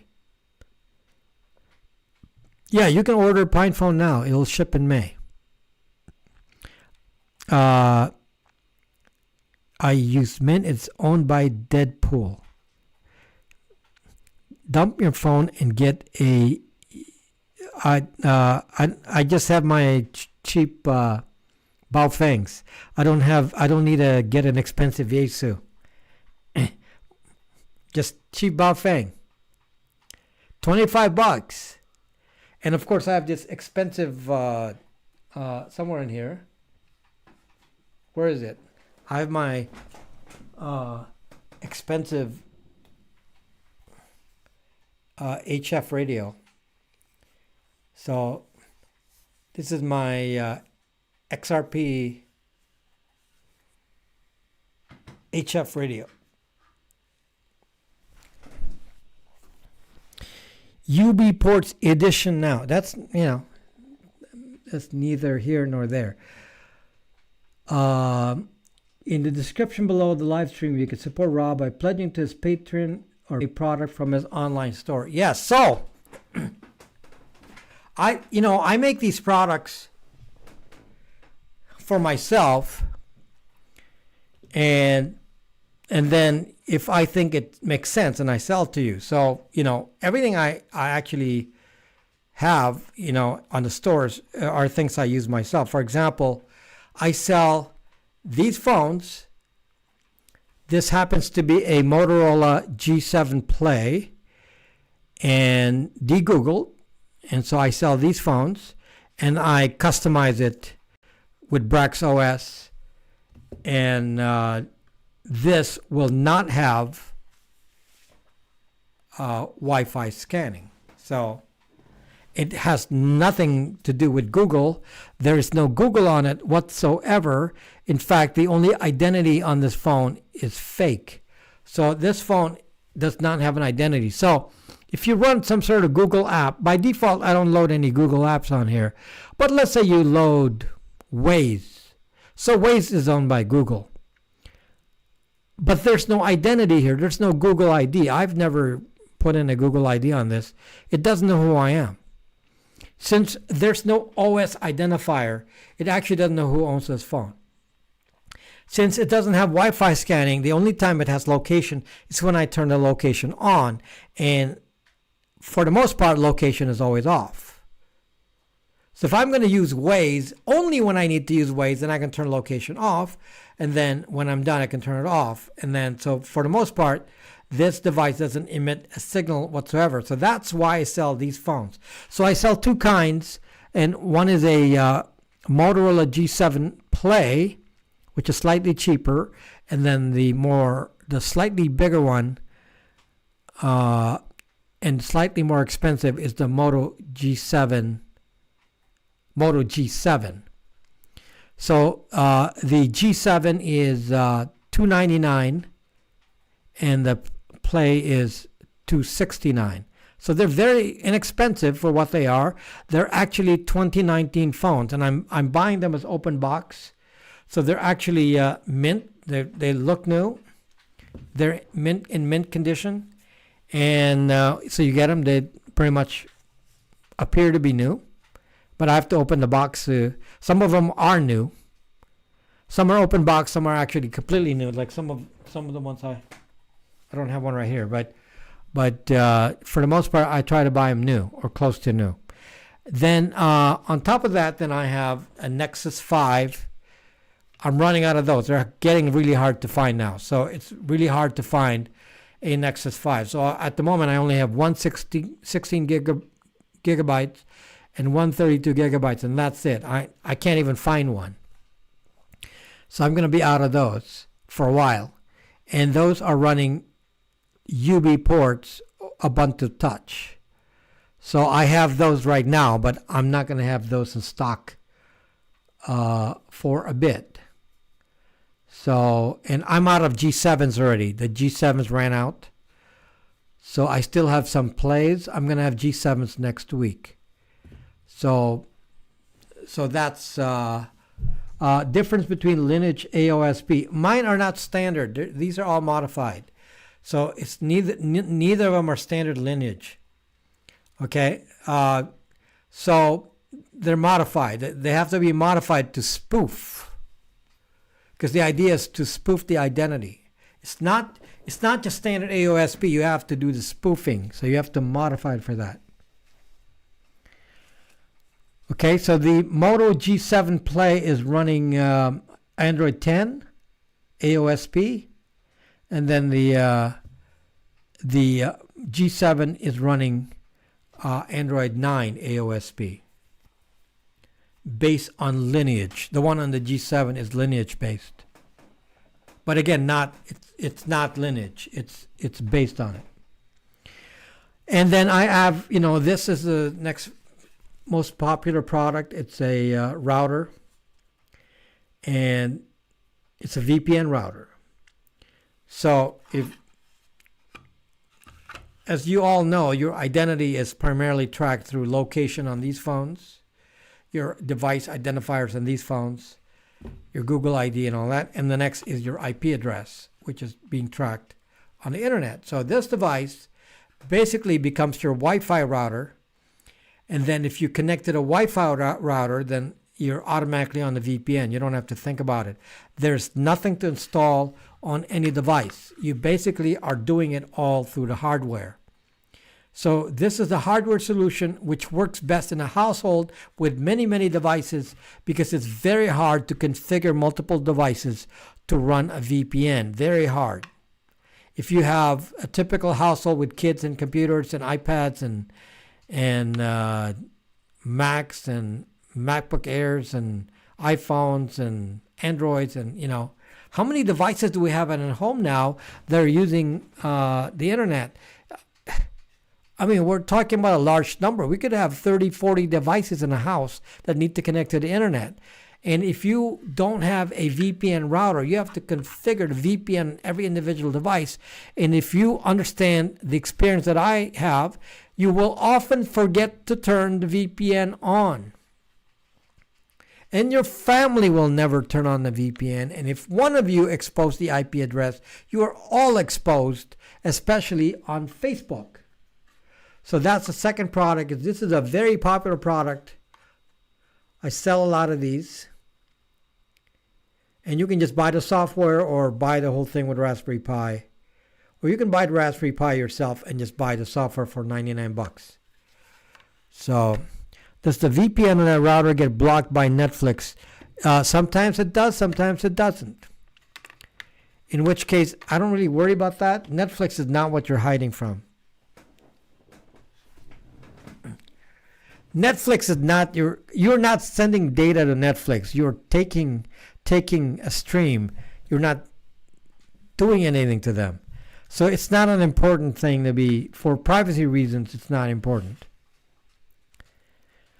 So you can connect your TV into the main network and not worry about the VPN when it comes to Netflix, because it's kind of pointless. There's nothing that is taking from you. Same with Xbox. An Xbox doesn't have anything critical that you need to worry about, that you need to VPN an Xbox. No need whatsoever. Those kinds of things don't need a VPN. VPN is for you and what you're clicking on that identifies your behaviors with your IP address. Running an Xbox and Netflix is not important. Okay, so those are some of my products. I have more. I have, security cameras, security devices. And if you do if you get any of this, the products I make for you, then you're protecting yourself and then supporting this channel.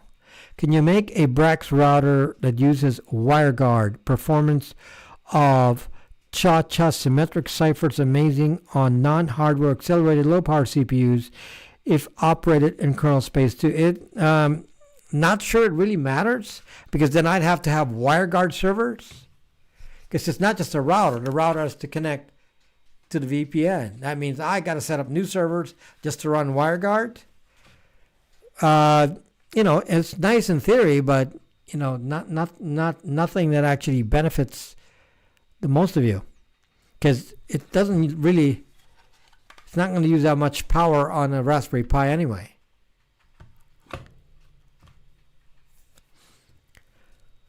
So you can't just. When you change an architecture like that and say, I'm going to go WireGuard, that means all servers, everything has to go WireGuard.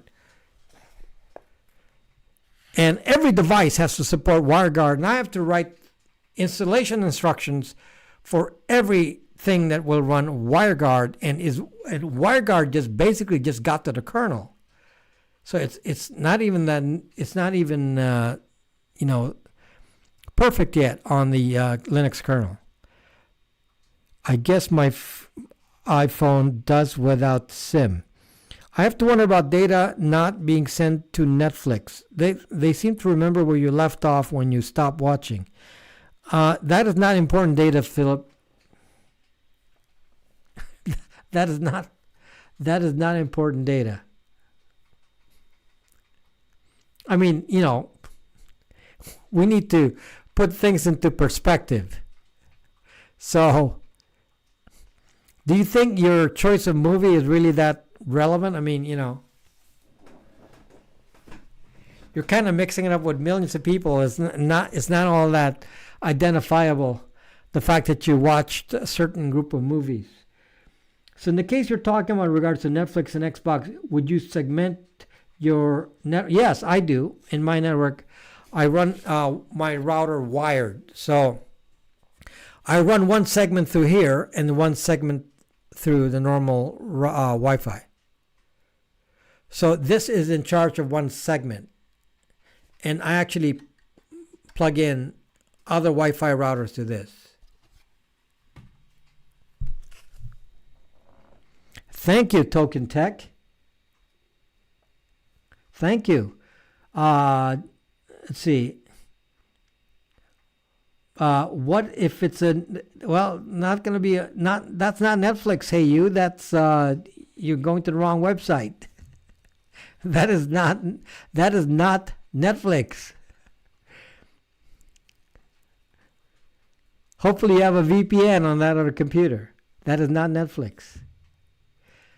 Do you think any of the older iPhones are non-trackable with no SIM card? Trackable for what? All phones are trackable with Wi-Fi scanning, King Sing. All of them. Every existing iPhone has Wi-Fi scanning. Wi-Fi scanning started in 2007. iPhone 1. So they all have Wi-Fi scanning. Now, carrier scanning, again, if you take off the SIM card, then yes, you do not have carrier scanning. But carrier scanning is a different threat because it's more government. It's government-related threat. Do you think there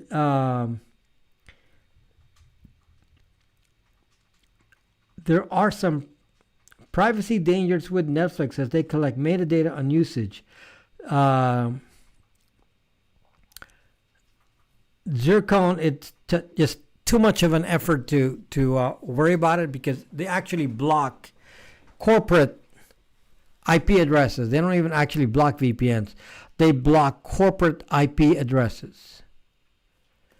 So it's kind of a pain to just fight that, the way you fight it is you got to go do some illegal things, and I'm not going to get into that.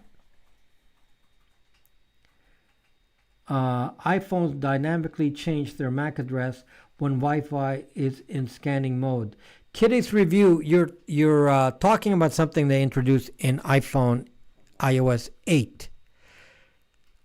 They tried that. They actually decided to change MAC addresses on iPhones in iOS 8, and by iOS 9 they took it out. So now we're back to the same as before. So it didn't work because I think it affected connections. So when you mess with MAC addresses, MAC addresses are used by the LAN to identify the devices for routing messages. So if you change a MAC address, you actually stop your operability in a LAN, and that probably caused so many bugs. The other thing is the iOS device doesn't actually work like that. The way they made it in iOS 8 is as long as you're not connected to a Wi-Fi, they were changing the MAC address. Once you connected a Wi-Fi, then they used your real MAC address. So it didn't work. Would have been nice if they did that, but now because of contact tracing, they will certainly not do that. They will want to advertise your MAC address because it will save lives.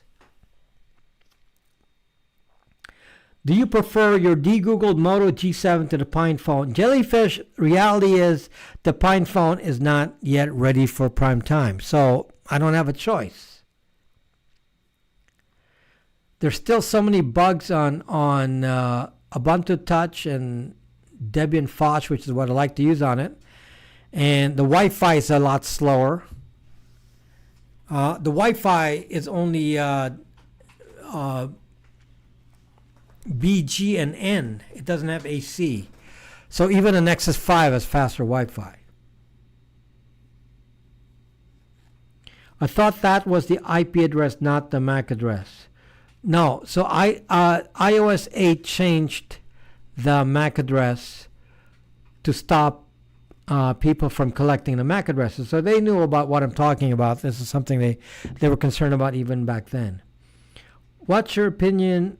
No, don't ask me of such opinions of that sort, Miriam, here. You can ask me these kinds of opinions somewhere on Brax. Don't ask that in the open, because YouTube will demonetize me again. That's why I was very careful not to mention any kind of infection on this video, because they're going to demonetize again. So I want them to share the video for a while.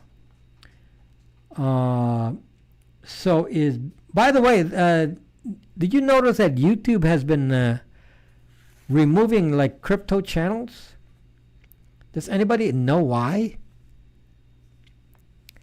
So YouTube had been canceling out some major crypto channels, and they've been moving to libraries. So I have to fight them out over in library, and not sure what the point is. Why would is Bitcoin now fake news? Do they actually consider Bitcoin fake news now? Because they're canceling out all these channels. So I don't understand. Hello, Justin. I didn't say hello to you, hey you. Yeah, Marianne, but I'm not going to... Don't leave that kind of... There's no way to easily make a comment on library, though. Brax.me is where you can leave a private comment to me if you want to know my real opinion. They all moved to library. So, yeah, why though? I don't understand. What is the point of... crypto? What's the intent with the, blocking crypto channels? So, guys, I'm vulnerable. They can just cut off my channel anytime. They can say, well, what we're doing is saving lives. So if you talk against us, you must be against saving lives. So therefore, we need to cut your channel. So it could happen to me. I haven't been here in like that long. Justin, does double VPN tunneling plus Tor really help with anonymity? No. Kitty's review? No. Kitty's review, that is a very complex topic. Very, very complex, and can be very, very confusing. By the way, hundreds of you have been here. Hundreds and hundreds of you have been here. And I see only 58 likes, so I guess you must really not like what I'm talking about. So if you feel like maybe you like what I'm talking about, maybe since hundreds of you have been here, and I only see 58 likes, then it may indicate that I'm doing such a bad job. So you may want to hit dislike then. So hit like or dislike, but be cool if you hit something. So back to they can easily block my channel because they could label me like anti-life. So you see, hello Principe Vegeta. So, that's scary thing with these platforms. They can kind of like make you disappear. So, have you tried out an eFoundation phone? the eFoundation, I've talked to eFoundation. eFoundation phone is basically the same thing as I'm doing. In fact, I'm loading even the same apps as they are. So it looks like we agree on what to do on the phone. So eFoundation is fine. They're great. I'm gonna try to resell some eFoundation phones for those who want those. They're mostly in Europe right now, so they don't have any marketing to sell it here in the U.S. But we're not doing anything different. I'm just using a different brand phone. So I'm using a Motorola G7 and a Motorola G7 Play. The eFoundation is using Samsung Galaxies. They tend to be using more expensive phones.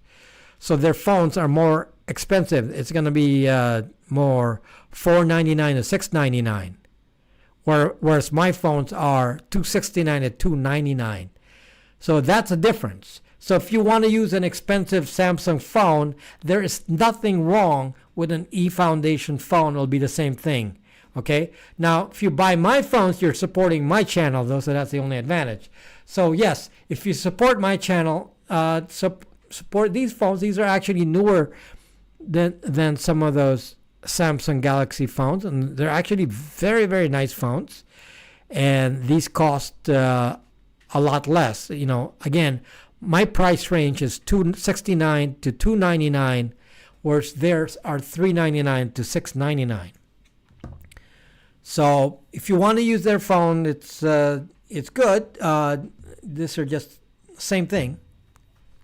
So, like I said, their choices are the same as mine. We even choose the same apps. So, yeah. So we're in agreement. So we're doing exactly the same thing. Okay, doing exactly the same thing. So the other company that I'm okay with as well is Graphene OS, and the difference is they're using Google Pixels. So again, same thing, almost exactly the same thing. So those are fine too. So it's more of a choice of phones. Do you want a Pixel, a Samsung Galaxy, or are you fine with the Moto G7s? Mine, I think, are the least expensive ones. So that's about the only difference. Mine are less expensive, and by design, I chose the ones that are popular, good quality, but not as expensive. Can I de-Google my old Samsung S5? Probably not. Too old. That's kind of out of date. The S5 is out of date.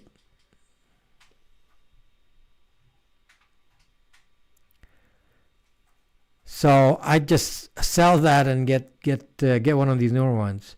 You can, but kind of pointless because it's not going to get updated. It's no longer, even on Lineage OS, an S5 is no longer updated. So if they're no longer going to be updated, then what's the point? Get a newer phone. Sell it. You can probably sell your S5 for what? 70, 80 bucks?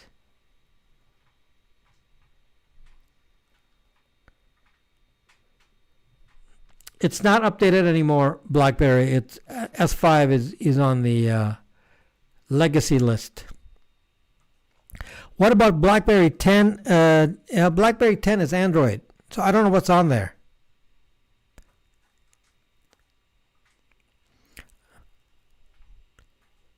Yeah, I don't know what's on a BlackBerry 10, King Singh. I do not know what's on there. It's Android. So what Android's on there? How much Android is on there? I can't tell you. Okay, so, and they don't update that anymore, so you're actually in, whatever it is, if there's something bad in there, you're never going to be able to change it. So it's not a good thing. Okay? So, anyway, BlackBerry, come on, support my channel. Don't be advertising other things. The whole point is to support the channel, and you're like pushing something else.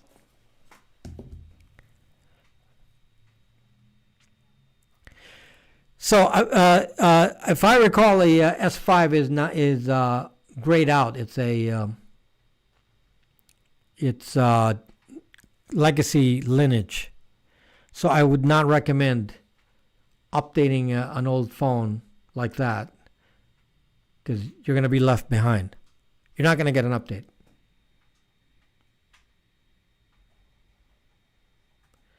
Just received Android 10 Brax official lineage OS.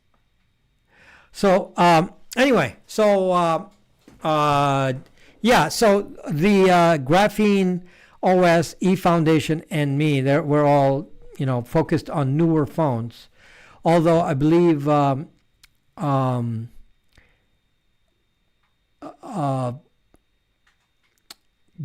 I think, is selling even older Pixel phones. So I think even a Pixel 1, Pixel 2. So yeah, those are getting old already. So I wouldn't, this is a 1919 phone. This is only a few months old, the model. So typically you're not going to get an AOSP phone that's brand new. They're typically about, going to be a few months old to a year for the newest model that you can put lineage on. So this is about as new as you can get with lineage. This is very new. So that's why I chose it. Now, if there's a newer model that comes out next year, then I'll, work on those. But for the moment, this is the newest I can sell you. I am enjoying the Linux-based Nexus from you. Was definitely worth it. King Singh, it's so hard to get those Nexus 5s now. Very hard.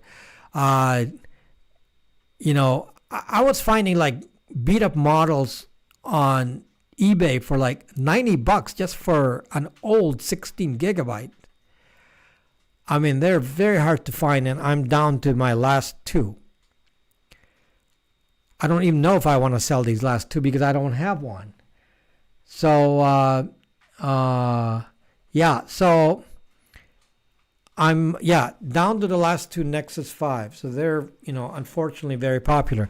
By the way, I can install Lineage OS on a Nexus 5. It's still actively supported. So if you don't want UB ports on it, you can actually say, can I have Lineage on this instead? And yes, you can. Can you have a de-Googled Android on a Nexus 5? Yes, I'm shipping Nexus 5s with UB ports, but it can be installed with Lineage OS. Yes, I've been talking about eFoundation. I was just talking about that. So, as long as transmission is encrypted via HTTPS or, okay. So, someone needs to start building more. Nexus 5s are 2014 phones. You are right to stick to your principles and privacy, whatever the motives behind monitoring by various actors now. We have to guarantee that this will not get much worse in the future. The problem is the choice is being taken away from us. The choice is being removed. And that is really bugging me. The fact that we're, if they start leaving Wi-Fi probes on and you can't turn them off, it's already very bothersome as it is. We want to be able to turn Wi-Fi probes off. We want to be able to turn Bluetooth probes off, and looks like they're going to go in the reverse because of contact tracing. Likely they will start turning Bluetooth on. So it's always going in the reverse direction. It's always bad. And Apple says they're the privacy phone, and they're like full of ZHIT telling you that. What apps on UB ports? Well, they do have UNAV. You can run all the web apps. You can run, YouTube and PayPal and ZocBook and all that on it. I mean, it does have web apps. And then there's some native Linux apps you can run on it, like Cloud Music is great because it's free. It's like Spotify without paying for it. It's a free Spotify. So, so a UB ports phone is a basic functional phone that has access to the internet and has all the web apps. So, you can do Google search and Google Maps and all that, and you can do standard things, but not reveal anything about you. So, But it's not as fancy as a de-Googled phone, because on a de-Googled phone, I have so many app options here. I mean, there's a lot of apps. So, yeah, I have a fake YouTube here called NewPipe. I can run Periscope. I'm running Waze, Spotify, Twitter. I should delete Twitter because Twitter's going to spy on you now. I have Orbot. That's very important because that gives me Tor, PayPal, library. Yeah, I mean, you can run Signal, all that. Telegram.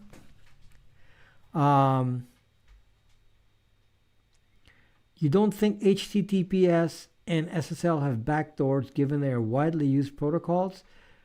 Is that in response to somebody? What did the Zircon say?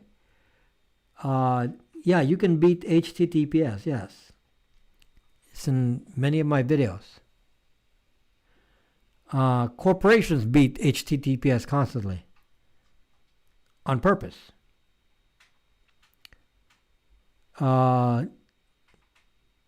Twitter have web app, yes. Hope Cloudflare DNS. Who cares if it's Cloudflare or not? Doesn't make any difference as long as you are sending it with disinformation. If you're sending a Google DNS query from your own IP address, then that's pretty stupid. But if you're using a VPN, who cares if it's Cloudflare or Google? It doesn't make any difference. It's anonymized, so Google doesn't know who it's coming from. Let's see. Would Earn-It Act, if pushed through, affect Bytes VPN? And would that mean that you would be held responsible legally for user browsers unscrupulously on Bytes VPN? In theory, yes. Is there a way to manually choose cell towers you connect to so you can't be triangulated? No, remove the SIM card. Firefox pretty much forces HTTPS whenever possible. Yeah, Philip. Yeah, but many of my videos that are ignored are how you can skip HTTPS and be tricked with HTTPS. It's hackers know how to do this. So I can hack you so that you don't, so I can intercept your HTTPS traffic. So that's already doable. Corporations hack you every day. So if you work for a corporation, they're hacking your HTTPS traffic. So that's a cybersecurity / privacy question. Periscope, Earth is flat. Hello, Periscope, Earth is flat. So you recommend using Signal for SMS? If the person you're talking to on Signal already has your phone number, I don't have a problem with using Signal. So for existing contacts, Signal's fine. It's great. I mean, if, for example, for your family, who you already know everyone's numbers, I actually use Signal as my default SMS app on my de-Googled phone. But I would never use Signal to talk to somebody I don't know. I would never use Signal to talk to somebody I don't know, because then I have to give them metadata, and I don't like to do that. Same with Telegram. So then I have to play a game and give fake phone numbers and all this, and that's just too much work. So no, I'd rather talk to people on BraxMe, because BraxMe has no identification. I have no problem, again, in the limited context of how you use Signal or Telegram, with people who you already know and you know their phone numbers. Because it's not adding any more data. But I don't like using these apps for strangers. I'm very uncomfortable with that, especially with Signal. Very uncomfortable.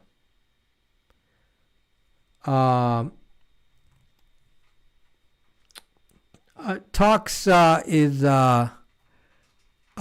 that the chat that runs over Tor?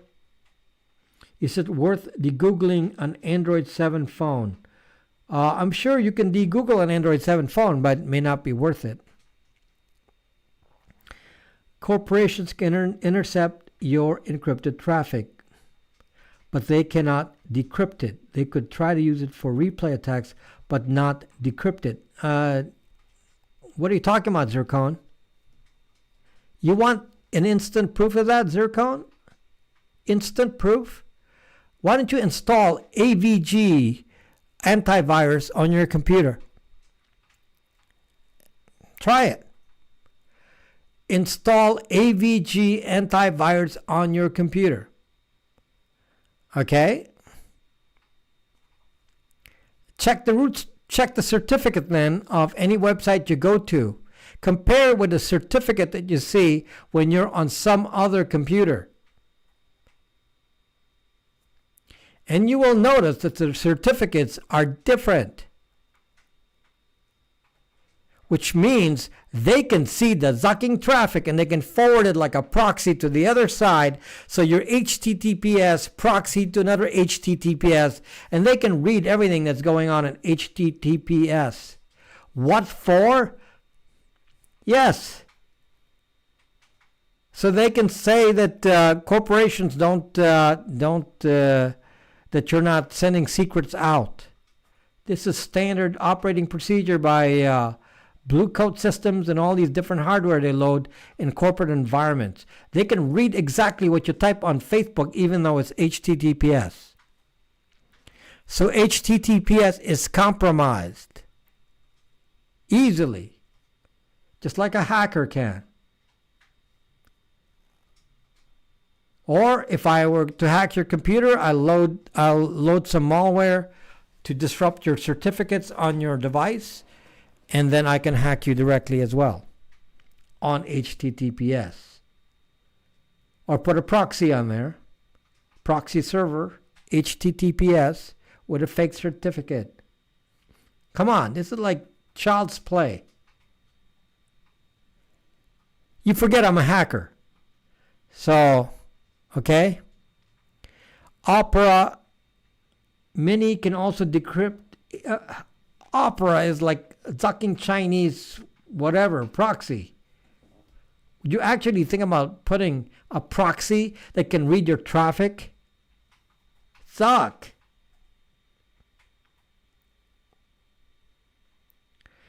Yeah, I don't know. But I thought Tox was writing on Tor. No. Yeah, I've heard of it. I don't know anything about it though.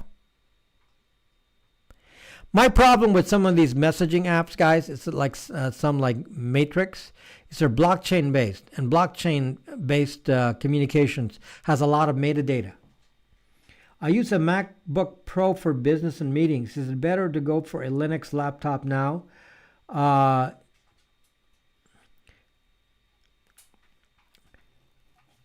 it depends on what purpose. Actually, a MacBook is pretty good, as far as security is concerned. It's actually not that bad. So if OS X is Mac OS is actually based on something similar to FreeBSD. So it's actually pretty good. I still have a Mac. Hardly use it. But if you want to use it, it's not like Windows. It's HTTP3.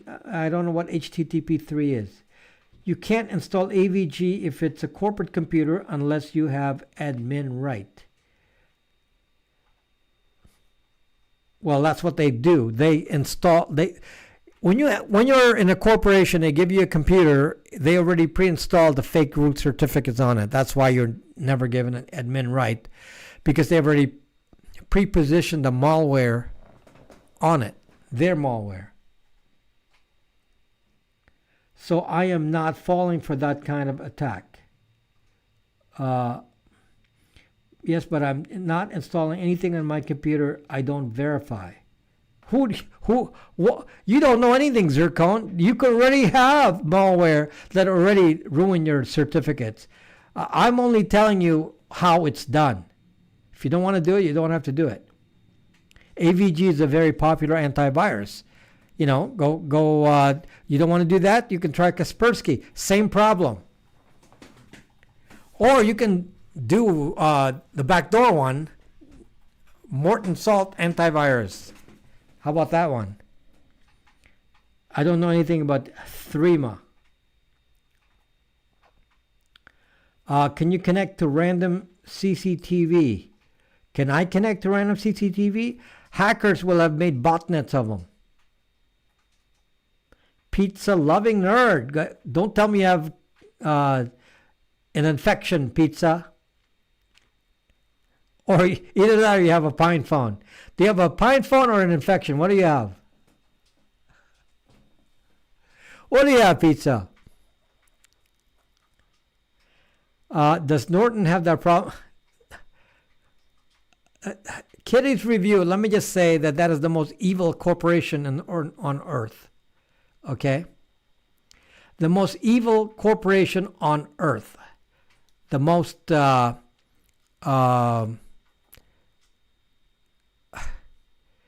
just... I mean, I just can't tell you. I don't know of a company that's more evil than that. The number one... I mean, it's more evil than Zucking Zuckbook.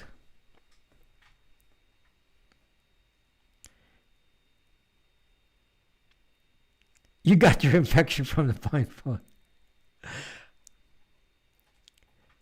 I verify your certs all the time. Hill Vidar, good morning from Denmark. What did this live intend to do? It's hopefully nothing more because I'm done. How can VPN users be sure that VPN like Bytes VPN can't decrypt, read the traffic going through it? If you're an HTTPS and you can easily check the certificate, then you're all set to go. If you're not on HTTPS, you should wonder why you're not on HTTPS. So there you go, Ace. I mean, that's pretty basic stuff. Why do you even bring up a VPN? It doesn't even have to be a VPN. Why would you want your traffic to be completely readable to your ISP? So obviously go make sure you're on HTTPS and verify your certificates to make sure that there's no man in the middle. That's why I have my man in the middle software.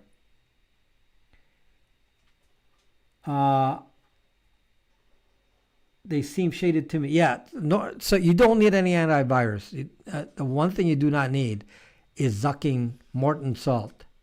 Most evil company on earth. And all of their products are evil. Good thing they got dismantled. That company is no longer big. They sold off the big chunk to Broadcom, and so they're a much smaller company now. That's what happens with evil. Payback. So their evil showed up, and their press releases say they're so happy that they got broken up, but they got broken up because they're evil. They are evil corp. If I'm using a corp laptop and I'm on my Samsung DeX on my laptop, does my company know what I'm doing with my DeX on a corporate laptop? I mean, a detail inside my DeX browser or apps. Yes.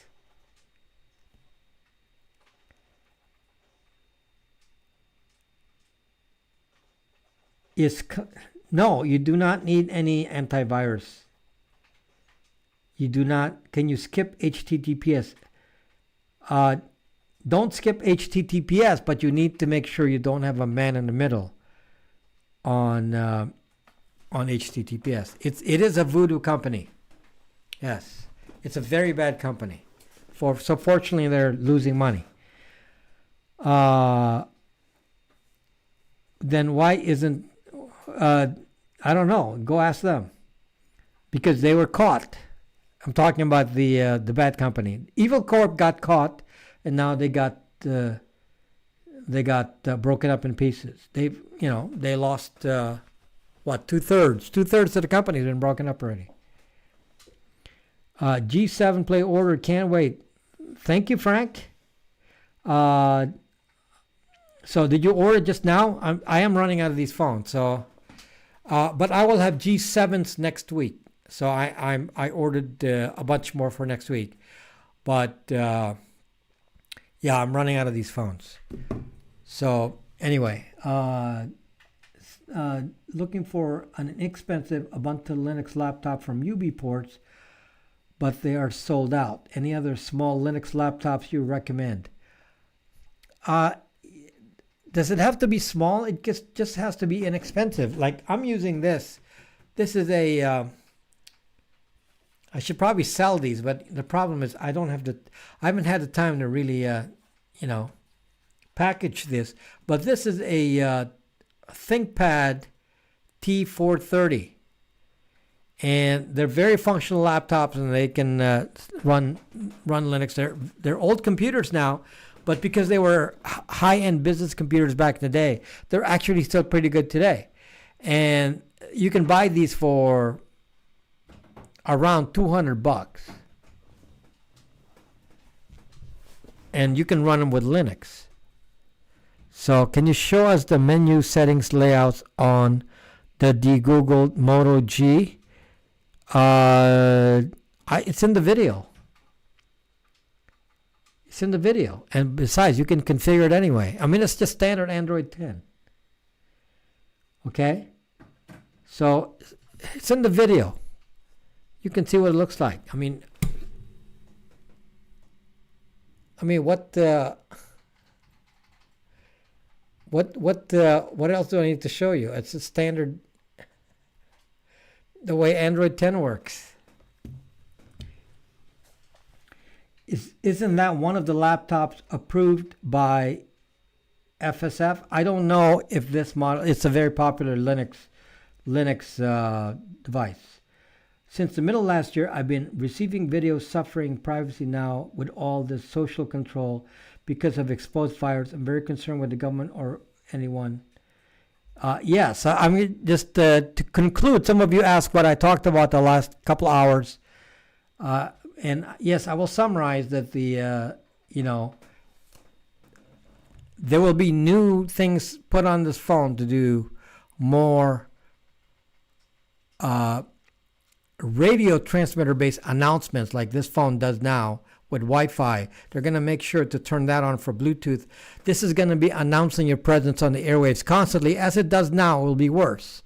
And that will be used now for contact tracing, proximity tracing and tracking and all that. And it'll be part of our lives if you have a standard iOS and Android. So the only way to fight back is to say, "Zuck that, I'm going to use a de-googled phone," which doesn't have that. And I'm also going to use a Linux phone. Those two options will not have that. That's the only way that I can fight it right now. And even that may be beat in the future if they hardwire so that you can't even turn the Bluetooth off. Not something that would surprise me. Just think that may happen. All I know is that with when you're running a de-googled phone, the battery starts to last a lot longer because that Wi-Fi scanning is not on here, transmitting your MAC address every second. I looked on Amazon where I bought this, and they're still in the couple hundred range. So I guess they're still floating around because if they have to refurbish them, they have to put new SSD drives. It depends on what's in them, entire Meyer, because mine is actually pretty well equipped with SSD drives and such. So they're already new batteries. They're actually already in pretty good shape. So yeah, so that's why these are the one I made. It's already refurbished, new battery and SSD drives. I think how much SSD on here? At least 256, maybe even 512 on one of them. I gotta check. But that's why, they're actually not a bad deal. So anyway, hello, Robert Anderson. I used to fear the day when we would be required to get the mark of the beast. Well, we already have the mark of the beast. It's called a phone. Using an old ThinkPad because I can't get new laptops with Danish keyboard with coreboot. I was going to do a video on IME, Intel Management Engine, and I don't have enough new data to justify making a new video yet, but I'm going to tell you that I don't think coreboot will actually solve the problem.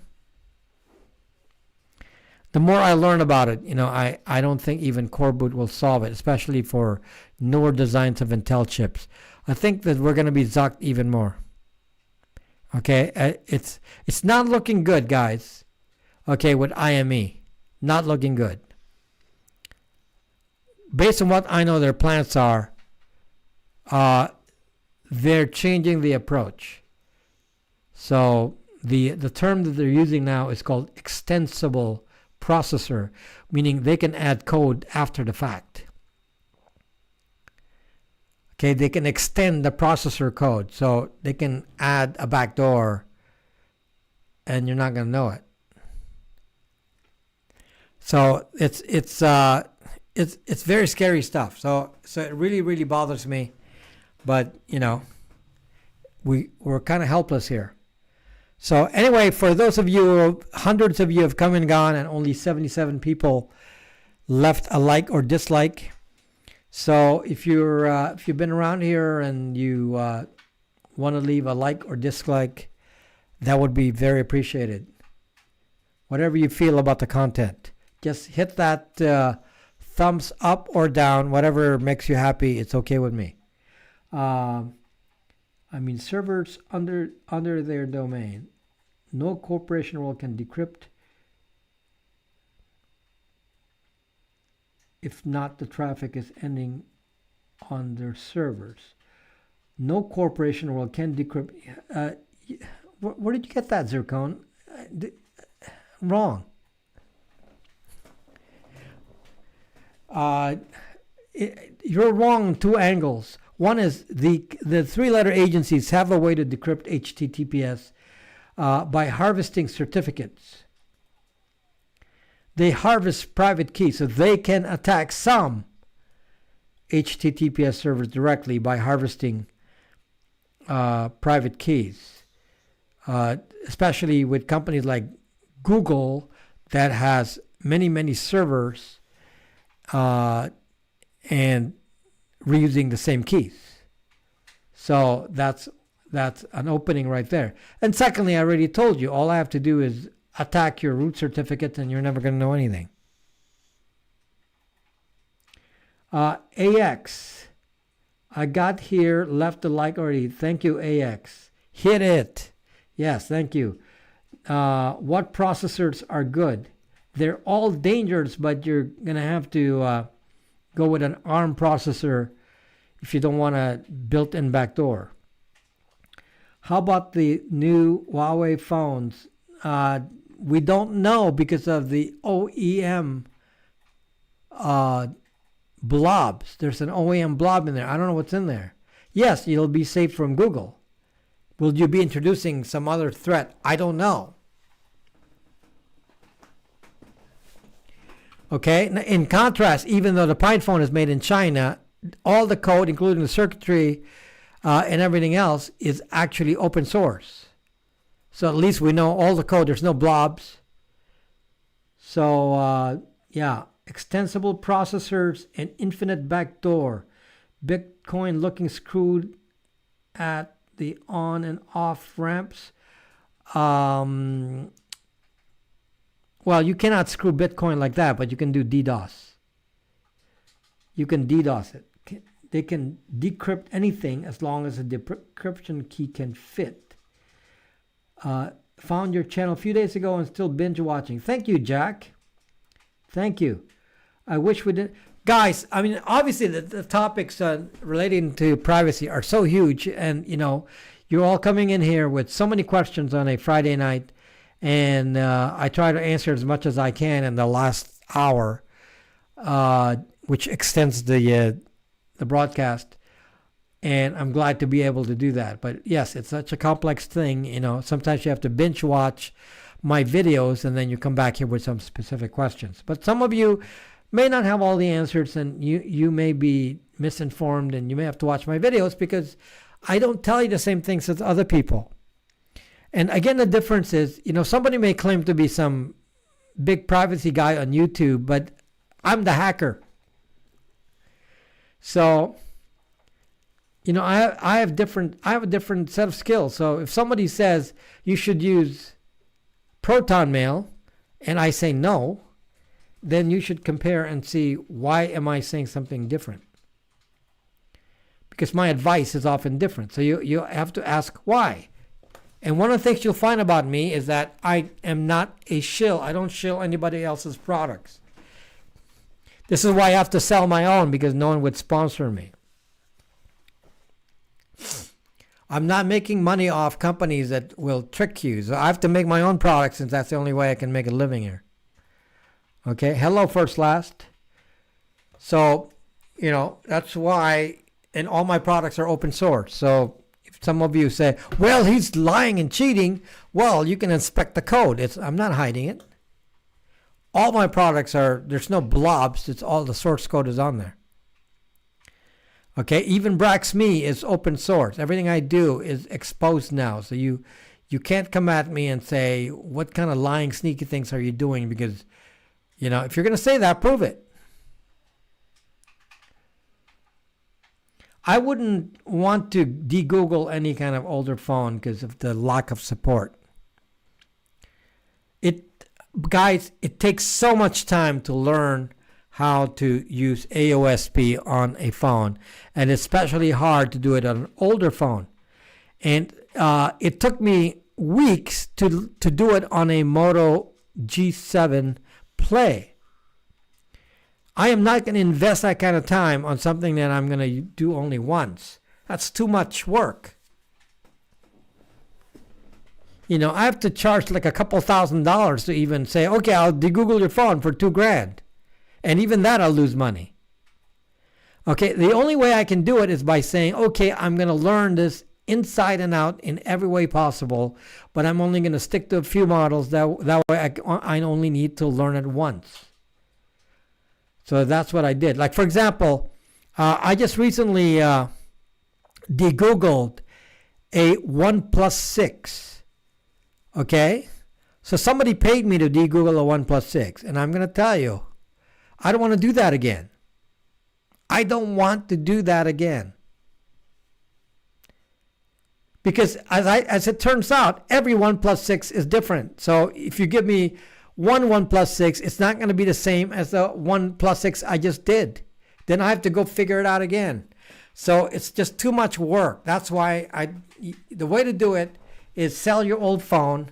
It's very easy to sell a phone. Sell your old phone, and then just go to eBay. You can sell your old phone, and then just get a newer one that's well supported. Then you don't have an issue. Okay. Thank you, Pentagate. Thank you. So, yeah. So little things you can do to support the channel. If you like what I do with some of these products, you're enjoying. They're great. They're great. I love it. So I myself use the Google Play, but the one I've been selling most of is the G7, the Moto G7, and everyone's very happy with that. And it's very, very stable. They're actually not a single issue on the G7. The Plays have some minor glitches, too minor to get concerned about. It doesn't affect the use of it at all. So I really like to Play. So I can live with the minor glitches. It's not things that I would use. One thing more about Raspberry Pi is the GPU is proprietary. This doesn't mean that it violates your privacy, though. Well,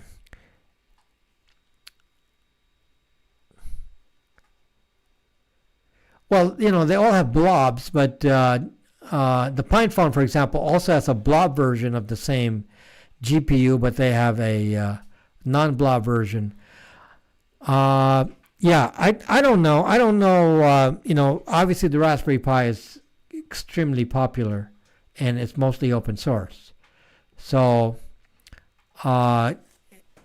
there's going to be blobs on the Wi-Fi. There's going to be blobs on the Bluetooth, blobs on, as you said, maybe the GPU. And it's really hard to escape all that because there are blobs on these too. So nothing is perfect unless you get into a Linux phone. So a real Linux phone doesn't have a lot of that. No, don't use any burner phones. You're just going to waste your time. Just get an old phone and put a different SIM card in it. Might have to get the Google Moto G7 from you in the future for the apps and newer phone features. I'm going to tell you, I love using this. I come from an iPhone. So for me to really enjoy using this versus, I do everything on here now. And I gave up my iPhone 10. So it's even the same size as an iPhone 10. So it's actually, as far as I'm concerned, it's like, who the zuck cares about an iPhone 10? So yes, the iPhone 10 has a better camera, but I have fancy cameras here, This is a better camera than the camera. This is a better camera than the one on the iPhone 10. And obviously the camera that I'm using for a broadcast here, it's very expensive. This is a very expensive DSLR that I'm using to broadcast right now. So I don't really need, fancy. This is so small as it is. This is very small. It isn't much to carry, and I get, a much higher level quality, sophisticated camera with video than even on an iPhone 11. In which video do you answer if ISPs are using Wi-Fi to track us? I don't think I talk about that specifically. It's should be obvious though. I mentioned it in various places. So the answer is yes. Okay. The answer is yes, they do track you. Not on Wi-Fi. They just not on Wi-Fi. Wi-Fi is used by Google and Apple. The ISP doesn't track you on Wi-Fi. They don't have that data because it has to be at the device level. So Google and Apple are tracking the device Wi-Fi and Wi-Fi, yes. Wi-Fi scanning. Your ISP tracks you through DNS and through raw traffic on your network. That's why you need a VPN. Okay? The Google devices for life? No, don't say for life. There could be something different later. Hopefully Linux for life. Hopefully Linux phones will be so far advanced and there'll be so many apps that we don't have to worry about the Google phone. I'd rather have a Linux phone, but they're just, kind of not there yet. Linux phones are great for programmers and anyone who wants to do some research in making apps because they're fantastic. But it's something you would give your wife? Probably not yet. Yeah, I probably wouldn't give my wife, if I gave my wife Android, a Linux phone, that's not going to work for many of you. Okay, not going to work for many of you. So, okay, so yeah, hopefully Linux for life. That's what we want for the future. So anyway, watch my videos and I have so many of them. Go back and look at the titles that go far back because the older ones are shorter as well. F-Droid. Yes, but remember these have micro G on it, so they spoof Google. They have a Google spoofer. So apps will run thinking they're talking to Google. So that's why apps can function here. Linux funds for life. You don't even have a Linux fund, AMG. Okay, so anyway, cool, guys. Join us on BraxMe and hang out on BraxMe, because in case I get kicked out of these platforms, you'll know you can always find me on BraxMe and on Library. I don't think I can get kicked out of Library, so that's one nice thing about libraries. I don't think it's possible to get kicked out. So if I'm not here, I'm going to be on Library. So insurance policy, you know, it's always going to be like many platforms that I'm in. And I'm also on Twitter, Rob Braxman Tech. You can follow me on Twitter in case something happens and you say, oh, where do you go? But I'm always worried because of what I talk about. You know, I'm starting to kind of get concerned that they started to censor what I do here. Okay, guys, thank you for watching. It's been a long broadcast here. I have a 1+1 with Lineage OS without gaps flash. The Google 1+1 is going to work fine, but there's a lot of specific instructions on there. Be very careful. I have a 1+1 that's basically locked in place. I cannot alter it anymore. It's running Lineage. I can't uninstall it. It's stuck. So 1+1s are, you know, you have to make sure you set something called a tamper bit before you touch it. On the original Cyanogen mod, tamper bit has to be, you know, set, disabled, to allow you to modify it. And I forgot to do that, and I zucked the phone up, and now I don't have any way of fixing it. Okay? So I'm running Lineage OS on my 1+1, and that's fine. It runs Lineage OS, but it's running gaps. I can't uninstall gaps on it. That's why I can't use the 1+1 anymore. Running zucking gaps. Google Apps. So I'm zucked. So I'm not using it. Okay, guys. Thank you for watching. Hello, Jay. You didn't talk much today, Jay. Okay. Thank you very much. And thank you for the people who did super chat amounts there. Thank you for my new patron. I'm actually, I'm actually surprised that my patrons are growing on patrons, and it's like pretty amazing. So that's starting to amount to something. It's starting to, you know, it may get to paying for a server soon. It's actually, I think it's enough to pay for a server. It may even be able to pay for running, some percentage of BraxMe. So that is awesome. So please, when you support my channel, you support stuff that you can use as well. Thank you very, very much. And yeah, okay, so hit it. Good night, guys. I'll see you in a video in the next few days. Good night.